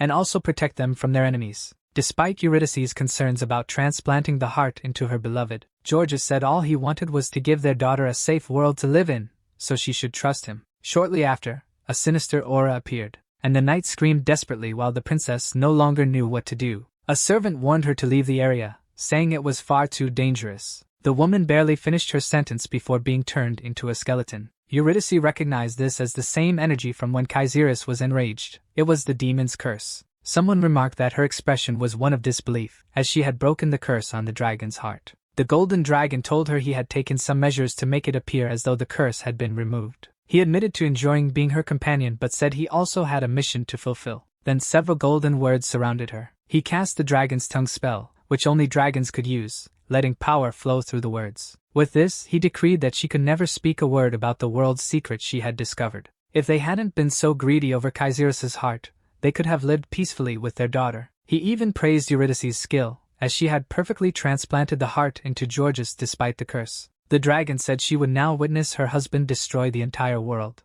with the infinite power flowing from the dragon's heart. At this moment, the knight no longer resembled how he once was. He pulled a sword embedded in the ground. The princess looked at him, unable to believe what had happened. She had to rip the heart out of him with her own hands. For 1,000 years, after purifying the curse, she waited for a worthy hero to pass the heart to. She knew the MC was worthy, but his body wasn't ready. It would be torn apart or crippled. Zephyr already knew this. He had done everything he could to evolve his body. However, he said the success rate wasn't 0%. The princess understood that he intended to use strong luck. If the chance wasn't 0, he could turn it into 100%. But she told him his calculations were wrong. There was another moment when he should use it. This left the MC puzzled about what she meant. As she began to explain which moment that was, the words the dragon had etched into her reappeared, stopping her from saying more. Eurydice started coughing in pain, and the MC grew worried about her. Hatred consumed her as she realized that, even after 1,000 years, she was still bound by the golden dragon's restrictions. She refused to accept this and would say what she needed,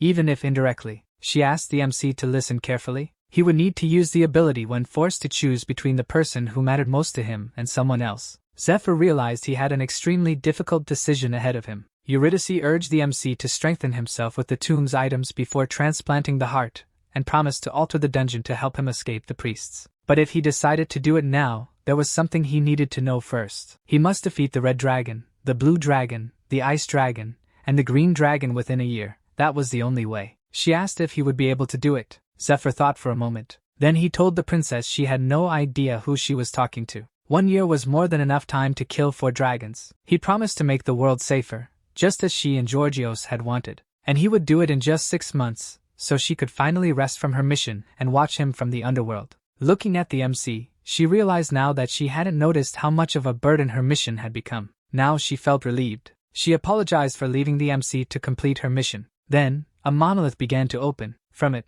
the princess retrieved the item everyone who entered that dungeon sought. It was Kaisara's heart. Holding it, the princess expressed her respect for the new hero's determination. She began the procedure, bringing the heart closer to our protagonist's chest, who activated strong luck, leaving him with only 2 uses remaining. A powerful light surrounded them as she placed the heart within him. The MC wondered where he was. He couldn't see anything, until he realized he was within his own consciousness. Zephyr had felt something like this before. There was something inside him. Suddenly, a massive red eye appeared behind him, and claws, as if attacking. The enormous dragon claw grabbed him. The dragon cursed him, demanding to know how he dared covet its power. The MC realized this was the evil will of Kaisaris left within the dragon's heart. It was terrifying. It felt as though the pressure alone could tear his soul apart. Even after 1,000 years, it hadn't faded. The dragon said it could smell the gods on him. They were truly persistent to send another puppet, and declared that he was the last person it would ever give its power to. Then, it furiously bit into him.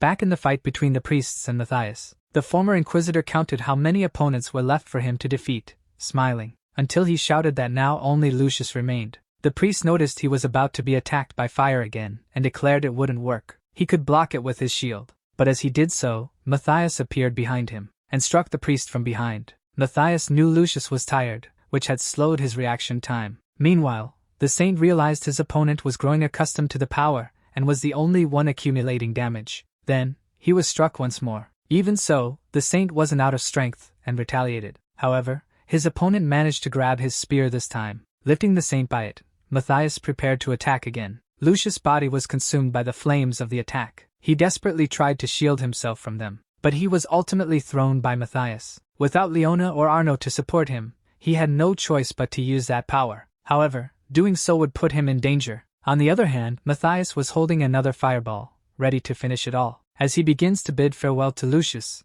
his fireball is obliterated. The demonized Matthias looks at his hand, confused about how it was purified, until he sees a feather floating in the air. It seems Lucius had to resort to his last option. He stood tall, and there was an angel behind him. The angel asked his past self how much of his life he would offer this time. The saint offered a month of his life, but his other self warned that 1 month wouldn't be enough. He would have to offer 6 months. Then a ball of light appeared, and now the saint seemed completely healed or even more powerful than before. Even without understanding what it was, the new demon was terrified. It was impossible. It couldn't be happening. Someone like Lucius couldn't be a match for him. But at that moment, his chest was pierced. Lucius continued firing golden energy balls capable of ripping through the demon. Matthias cursed the saint. After knowing him for 20 years, he had still kept this ability a secret. This was an exclusive skill of saints, a glimpse of glory known only to a few priests. Because of this, saints lived about 30 years. They had no choice but to trade their lifespan to survive missions. Being a saint was a horrible thing. They were basically puppets of the temple. Matthias asked if it was truly worth betraying their friendship and giving up everything. But Matthias said that was easy to say when one was a saint. Did he think he was the only one being manipulated? There was only one difference. The gods cared about the value of Lucius's life, but his had no value. He questioned what the difference between them was, and how things would have been if he had been chosen as the saint. The goddess still refused to answer him. It was truly cruel. Meanwhile, his body began to fade, back to the dragon's heart. Ned started regaining consciousness, wondering why everything was so quiet and where the boss was. Suddenly, his eyes widened at what was happening in front of him. He saw the dungeon boss doing something to Zephyr's motionless body,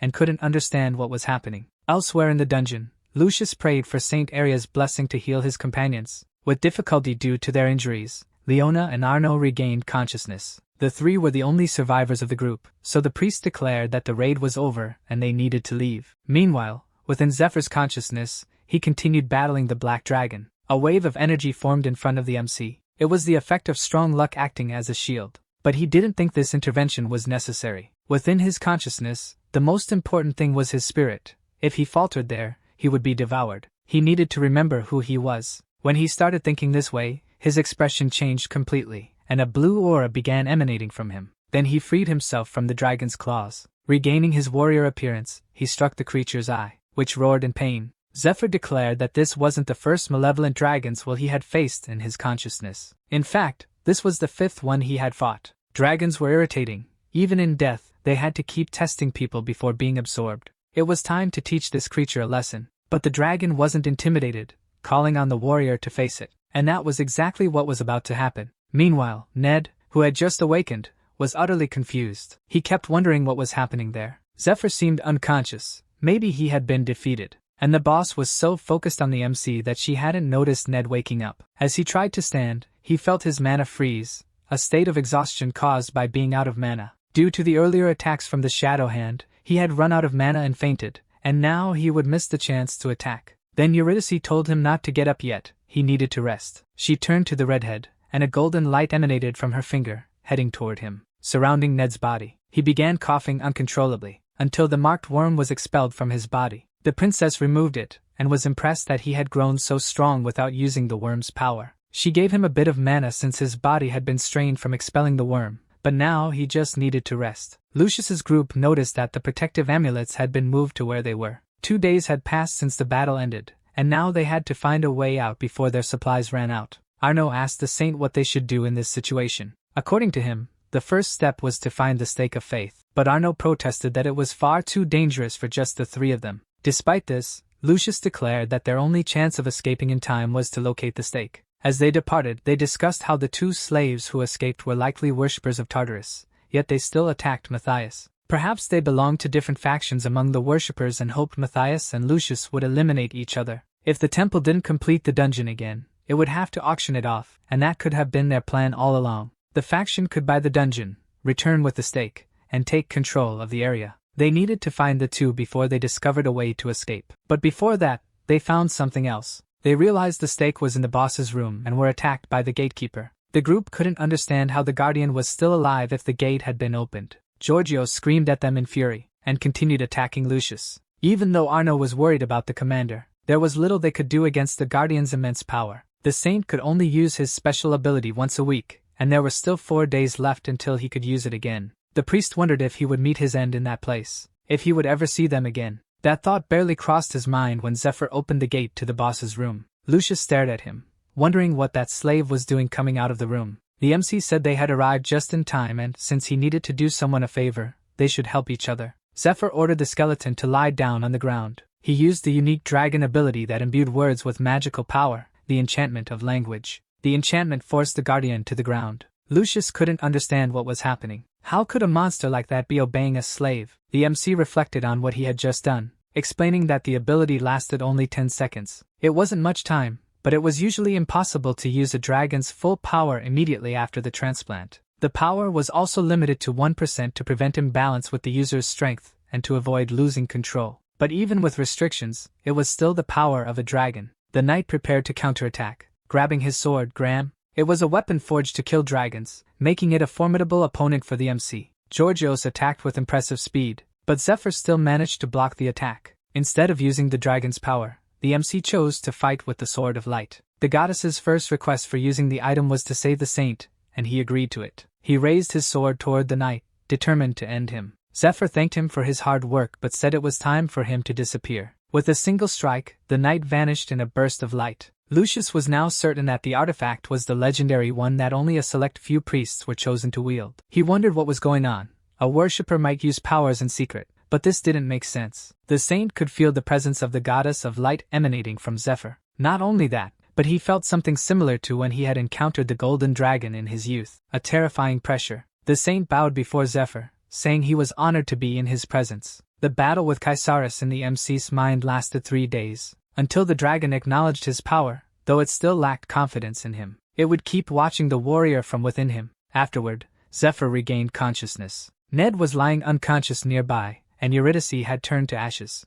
Our hero promised he wouldn't let her regret her decision in the afterlife. He also found 2 relics among the remnants of the princess. The Mage's Crystal, which allowed one to learn the principles of magic but required a certain level to use, and the dungeon's master key. The princess, within the crystal, told him that as the heart's power spread through his body, he would be able to use more of its power. Each time the power increased by 10%, his body would need to be readjusted. That's why the MC needed to find her descendant, who had inherited her magic, and deliver the crystal to her. She, Altair, would help him. Zephyr knew he couldn't trust the gods, and even though he wanted to see her now, he still had tasks to complete and had to resist. Lucius asked his companion to show him his shoulders. He then began removing the slave mark from the MC's body. Now both he and Ned were free. He even promised to pay off the MC's debts since he had saved his life. He was impressed that Zephyr had infiltrated the cult of the demon god to destroy it. Few would have dared to do so. Even so, he, as one of the sons of the goddess of light, had a duty to punish the worshippers,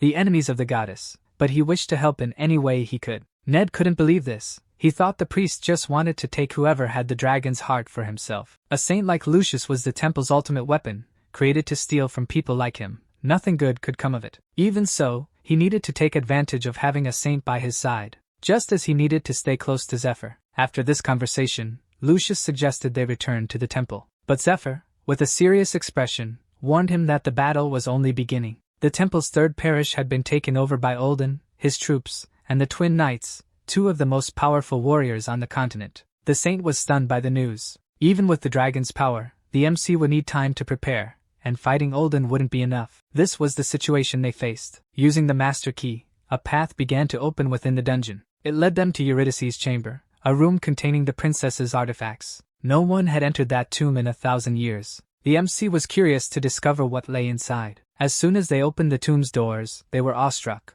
The chamber was filled with glowing crystals. Inside each crystal were items. Lucius noticed that dozens of them were high level. The MC used the master key for the tomb, and the item he focused on floated toward him. To the priests, they didn't even know how to extract the items from the crystals, and they hadn't helped defeat the boss. Everything belonged to Zephyr. He began to wonder who was helping whom, realizing he had been too arrogant before. The MC asked if any of them had appraisal skills, and Leona and Arno confirmed they did. This skill allowed them to evaluate an item's specifications by analyzing the mana flow. The ancient kingdom of Medea had highly advanced magic, and the quality of its items surpassed anything available today. The prices depended on the item, but since few were on the market, they were even more valuable. Suddenly, one item caught Zephyr's attention. He hadn't expected to find such a thing in this place. Smiling, he thought everything was going well. Each member of the group collected items that best suited their skills. This included Ned, who took everything from bracelets and capes to a powerful blade. Now Zephyr truly looked like a formidable warrior,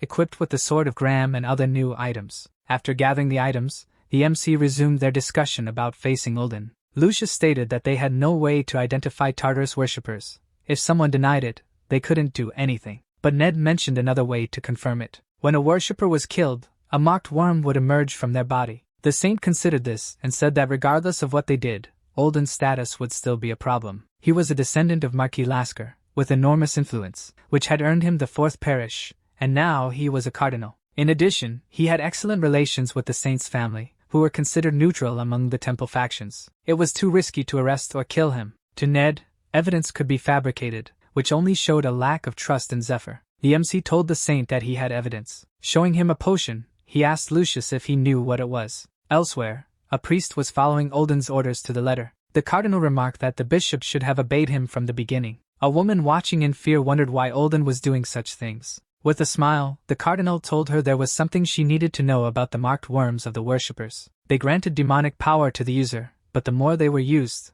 the more they grew. Once the worm fully matured, it developed a special power. His was called Hive. Having evolved into a queen, It produced larvae that allowed him to brainwash and control anyone who ingested them. And that was what he had done with the bishop. He then asked if Claudia understood why he had explained this to her. Olden wanted her to persuade her husband, Lucius, for him, but the woman questioned what he meant by that. Suddenly, her baby began to cry. The bishop approached the baby, whose name was Marius, acting like a kindly old man. His expression turned terrifying as he asked if the little one liked insects. This immediately sent the mother into a panic. The man began shaking one of those worms near the baby, who continued crying uncontrollably. Desperate, Claudia shoved Olden's arm, trying to get that thing away from her child. Then, several of them emerged from beneath the priest's skin, leaving the woman horrified. Furious, the cardinal began cursing. But before he could do anything, a knight appeared calling for him, and warning that Lucius was outside. The cardinal couldn't believe it. The saint was supposed to be clearing the dungeon, and couldn't have returned so soon. When he looked out the window,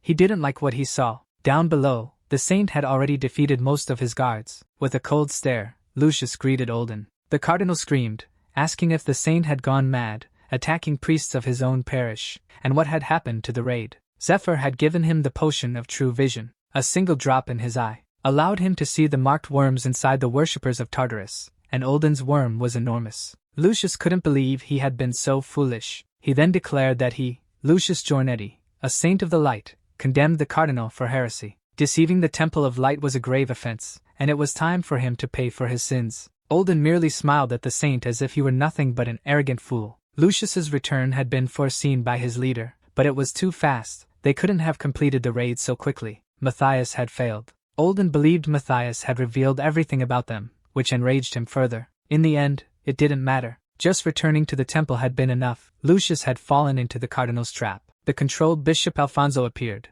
asking why Lucius was calling the cardinal a heretic. The saint looked at him, calling the man uncle. Looking within him, Lucius could see a worm inside the bishop. This must be the special power of Olden that Zephyr had told him about. Alfonso continued reprimanding him, but Lucius stated that he had proof of the cardinal's betrayal. From his expression, the worshipper of Tartarus hadn't expected this. The saint showed several letters. Before leaving the tomb, the MC had warned him to keep the potion of true vision a secret. If others knew about it, they'd be killed. He wanted to bring stronger, more reliable evidence against the cardinal. The tomb was a massive labyrinth extending to the third parish. They had to find a good spot and dig their way out of the labyrinth. Doing so, they emerged in Matthias's old hideout, where the worshippers of Tartarus once gathered. In that abandoned location, the group found concrete evidence. The letters Lucius now showed the worshipper were exchanges between him and Matthias, proving the cardinal's plans. The letters even stated they were to be burned after reading, but Matthias had kept them in case of betrayal,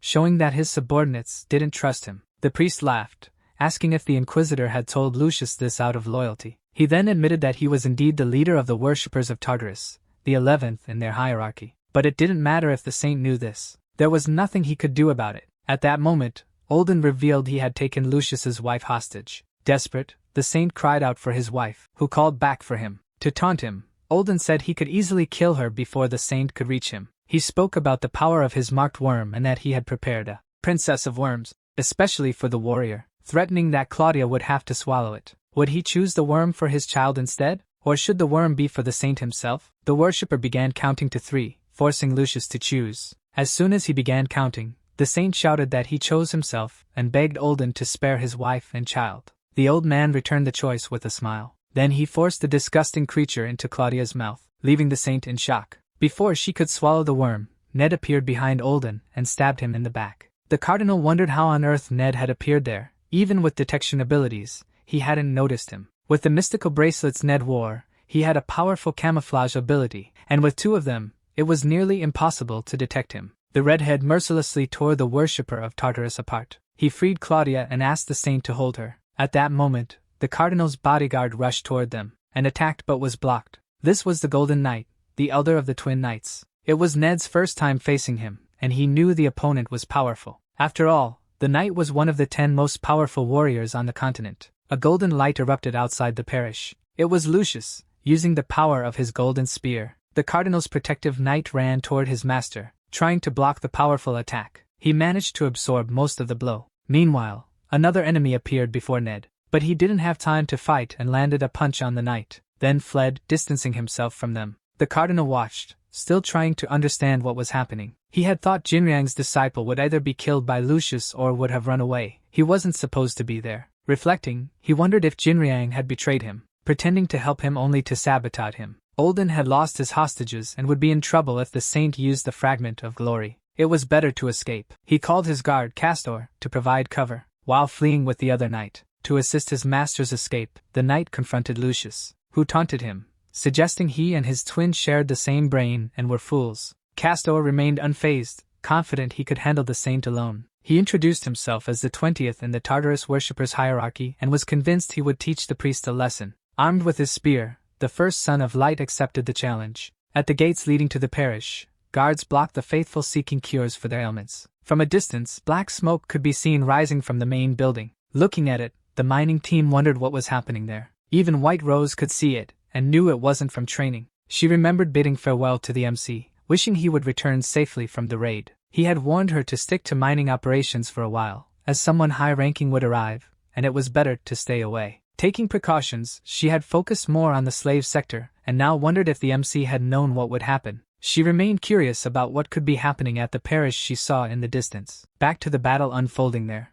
Leona and Arno fought against the horde of soldiers. Arno used his purification shield, which cursed enemies in front of him and turned them to stone. Meanwhile, Leona slowed them down and reduced their stats. The priestess also had the obsidian bracelet, which reduced their skill cooldowns by 50%. The enemies were priests controlled by marked worms. If the rival faction found out the commander massacred them, it would create even more problems, so it was better to subdue them without killing them. Arno's ability to hit enemies was so impressive that his companion grew curious about it. But judging by the priest's expression, things weren't going well. One of the temple's pinnacles collapsed in front of them. Even though the building had a protective spell, Arno looked toward the roof to see what was happening above. Lucius and Castor were locked in a fierce battle, but the Tartarus worshipper was already struggling to keep up. Spears naturally had an advantage over swords. A spearman could strike long before a swordsman closed the distance. For someone like Castor, it should have been easy to attack with an aura blade from a distance or dodge the spear and approach quickly, and that's why he couldn't see what was coming.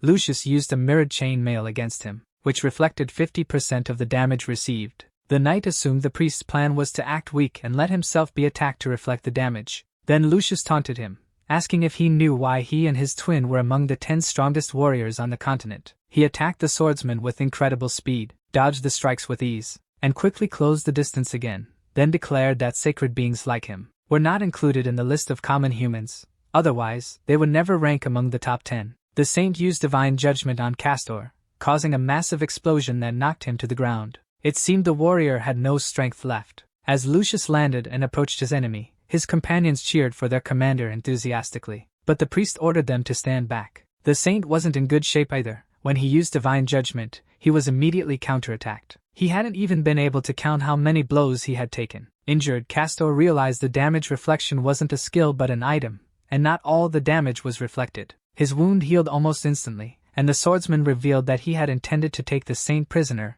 but had changed his mind. Furious, he declared that this was something the saint had brought upon himself. Then he launched himself with incredible speed, and appeared behind Lucius before the saint could turn around. The Tartarus worshipper intended to send the saint back to his god with this attack. Suddenly, Olden's voice echoed, demanding to know where his servant was and summoning him to his side. With the queen's messaging ability, anyone with a queen worm could communicate with those who had a princess worm. Taking advantage of this, the priest bound his enemy with chains and paralyzed him, ensuring he couldn't escape his precise attack. Olden continued calling for his servant, but at that moment, it was impossible for Castor to reach him. Things weren't looking good for the master encountered by Zephyr either. The MC ordered the worshipper to stand up. He wasn't finished with him yet. In another fight, Lucius questioned if something had happened to the swordsman's master. From the beginning, their plan had been to separate the three of them to take each down individually. The swordsman had fallen right into their trap, and knowing this only made him angrier. At another moment, someone questioned Olden's request to transport the dragon's heart. The worshipper explained to the cult leader that,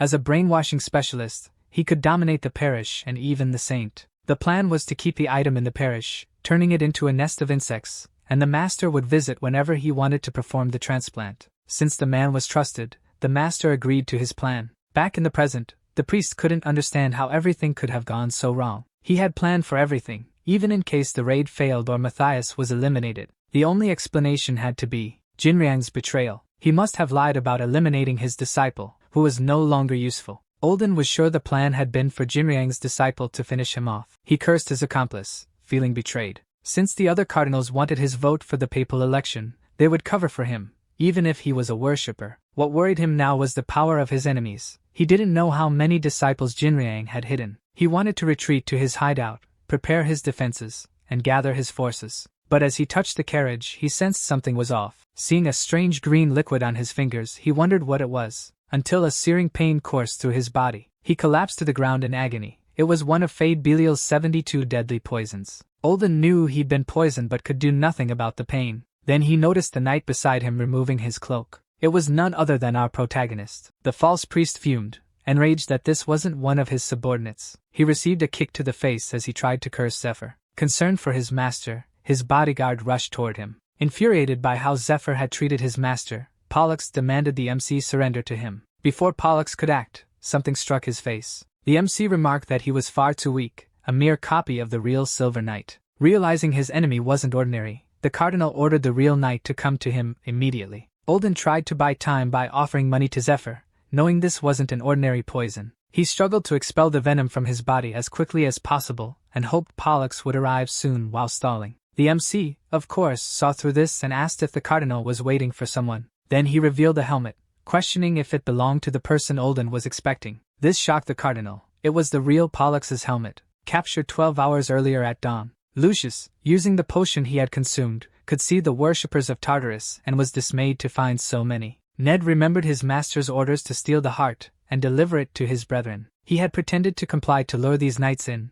realizing their real plan was to eliminate him. The warrior felt foolish for trusting these men in his quest for revenge. In his previous life, Ned had managed to escape with the heart, only to lose it to another of Jinriang's servants. Under the control of the marked worm, Lucius had been a hellish opponent to face. There was one thing he would never forget: Lucius's wife begging to be killed after losing everyone she loved. Olden had caused far too many tragedies, and the MC knew he had to end him now. The MC's enraged attack caused a massive explosion in the forest. What remained of the cardinal appeared to be just a small black mass. As Zephyr observed this, he realized it was far too small. Even after being struck by the lightning, it shouldn't have been reduced to such a size. Then, something emerged, coming straight at him. But he quickly defends against the attack, strong enough to push his attacker back. The being who struck him laughs, unable to recall the last time he had taken this form. He reveals that he is much stronger than the twins who protected him. The reason he avoided fighting was that he didn't want anyone to see him like this, in his demonic form. When he was struck by the lightning, he must have transformed, and now the poison no longer affected him. It had been 5 years since Olden had taken that form. He had mastered his transformation into a human and stabilized it in that time. He had eliminated every human who saw him in this form, and the demon was surprised he had to resort to it. But he warned Zephyr that he had made a mistake. He then unleashed a powerful attack that echoed throughout the forest. From afar, Ned knew this meant it was beginning. He asked Lucius's wife and baby to hide in a cave and not come out until he returned. The redhead gave them a pair of bracelets imbued with a camouflage spell to keep them safe. Despite Claudia questioning whether he would need them, he assured her he wouldn't. Then he disappeared from their sight. He had been waiting for this day, remembering everything that had happened to his father. Now he would finally get his revenge on the bastard who destroyed his father and stole his family's inheritance. They had taken down one, but 2 remained, and he would send those scoundrels to hell. At the parish, Castor continued attacking the priest, now using the power of the marked worm. Lucius saw that the warrior was much stronger now, though his attacks were less precise. His enemy was growing anxious about being stuck there longer than expected, and this was their chance. The priest called out to Arno, who was standing by. Invoking the power of the goddess Arya, he used Battle Light, which boosted light attributes, including healing, by 120%. Even the spirits received a boost in battle. Becoming a shooting star, Arno charged at Castor, who was also attacked by strengthened chains of light. But the warrior managed to dodge without injury. He counterattacked, thinking such sluggish moves would never even scratch him. Suddenly his senses felt off, as if the world around him had started moving too fast. Then he realized, to his shock, that he had slowed down. The shooting star had the power to curse enemies, making them slower and reducing their stats. This opened a window for Lucius's attack, which struck the warrior directly, and caused a tremendous explosion in the sanctuary. Looking at what was left of his enemy, the priest wondered if it was finally over. Then the entire area behind him began to crack. As Lucius turned, stunned, to understand what was happening, the building was collapsing from the aura attack it had endured earlier, and Leona was saved from the falling debris by a shooting star. Beyond the aura attack, the battle with the Golden Knight had continued to shake the parish's structures. This made Arno suspect that perhaps Castor wasn't even trying to finish off Lucius. If his plan was to destroy the building, he had succeeded, as it was now crumbling. The debris was about to fall on the brainwashed priests. The priests ran, worried about what was about to happen to them, and about Uncle Alfonso, who would also be hit. In the chaos, Castor, who seemed defeated, managed to escape. The warrior ran, injured, toward his master, hoping to be healed. Regardless, the plan to keep them occupied had worked, and he reflected that it would have taken him much longer to defeat his enemies. What mattered now was Olden's safety, the one who hired them after they lost their county to their older sister. The corrupted priest emphasized that this hadn't happened because they weren't good enough, but because the world was corrupt. He said they could fix it together, ensuring the right God ruled the world. To Castor, he and his brother owed their lives to the priest who gave them new meaning, so they would protect him. He kept running toward Olden until something struck him. A powerful blow, strong enough to slice him, delivered by Ned, who wielded the Mirage Blade, a dagger that could change size and shape depending on its user. Ned glanced at his severely injured enemy on the ground, who realized he had been struck by Jinriang's disciple and wanted to know why he was there. The redhead was surprised the man still remembered him after 12 years. Then, furious, he asked if Castor had forgotten that he was the one who murdered Ned's father. But the warrior replied that he had killed hundreds and couldn't remember every one of them, which only enraged Ned further. Removing part of his armor, Castor declared he wasn't in the mood to fight. Looking recovered, the warrior stated this was Ned's only chance to escape alive. The earlier surprise attack was powerful. Either his enemy could predict his moves, or had a camouflage ability he hadn't detected. Either way, this wasn't a weak opponent. To him, the reason for separating them and attacking by surprise was clear. They knew they couldn't win in direct combat. As Castor began counting to 10 for Ned to flee, Ned decided to show him something interesting. When he removed the cloth covering the item, his enemy's expression changed. He couldn't believe that sword was in the redhead's possession. And now it was wielded by Ned, the symbol of the Twin Knights, given by Olden himself. It was the pair of swords, the Golden Sun Blade and the Silver Moon Blade. Ned said that if Castor fought him, he would reveal his brother's final words. Bursting with rage, the warrior accepted the challenge, vowing to avenge his brother. Meanwhile, in the forest, Olden was wreaking havoc, destroying everything around him. If one of the temple's weakling keybearers had been struck by his attacks, they wouldn't have survived. It was impressive that the MC was still fighting so well. The worshipper then used his transformation ability to change his form, and resumed his attack on Zephyr, who continued to slash his enemy apart, wielding the sword Gram. Olden could not only change form but also harden his skin and sharpen himself like metal. Acid from the worm's stomach began seeping from the tips of his tentacles. At that moment, Zephyr managed to land a strike that severed the monster's legs. He then used the Dragon King's technique, Dragon Ascension, slicing his enemy into pieces. As the pieces flew, the MC realized it wasn't over yet. One of Olden's tentacles shot a spray of acidic mist onto his back. Additionally, Olden's severed parts began to transform, turning into blades that attacked Zephyr. The creature gloated, proclaiming he was also known as Olden the Immortal because he always regenerated from attacks. But the MC, on the other hand, would run out of mana and never stood a chance in this fight. Olden grabbed the MC, congratulating him on his combat skills. Believing him to be a memorable warrior, Olden planned to implant one of his worms into him and make him a servant. He slammed the MC against a rock to injure but not kill him, then continued his attacks, shattering the ground around him with his power. Eventually, the creature grew tired of pummeling the hero, and began to recall the promises the worshipper's leader had made to him in his youth, that he would become the most powerful. The leader explained that there was no marked worm that would make him super powerful. It required skill to wield that power. Since then, Olden had used the worm's power countless times, ruining lives along the way. Eventually, the worm reached maturity, and he used the Revelation Stone to become a demon. But even after all this, Zephyr blocked his attack using only 1% of his power, questioning if his enemy was even taking him seriously. Olden couldn't believe the warrior was still alive after enduring so many attacks. The MC revealed he could have killed Olden and the Twin Knights, but he had separated them to give Ned the chance for revenge. And because demons were hard to find at this time. At that moment, the light emanating from his hand grew even stronger. Taking advantage of the opportunity, Zephyr decided to test his dragon power by using dragonification. He was curious to see how his new abilities would fare against demons, especially an immortal one. Olden couldn't understand how the MC had obtained the heart without being a saint or Jinriang's disciple. The demon felt immense power coming his way as the MC stated he was merely testing his strength on him. Sensing he wouldn't fare well in this fight, the worshipper of Tartarus tried to flee by flying away. He didn't want to die, he couldn't end like this. As these thoughts raced through his mind, he was struck by a precise attack. From the ground, Zephyr used his dragon claw, which extended to reach its target, tearing Olden apart. The creature crashed to the ground in pieces. The MC warned him this was just the beginning. He had no intention of ending his enemy so quickly. Elsewhere, the silver sword was thrown and embedded in the ground. Ned was being threatened. Castor stood over him, declaring that the redhead's life would end here. Trying to avoid being decapitated, Ned remembered what the MC had told him about the secret method to defeat the twins. The MC had warned it wasn't an easy method. Its success depended on the amount of damage the three of them could deal to the Golden Knight, and it also required Ned to play a critical role in it. Our video ends here. If you enjoyed it, please like and subscribe to the channel. Until next time, bye bye.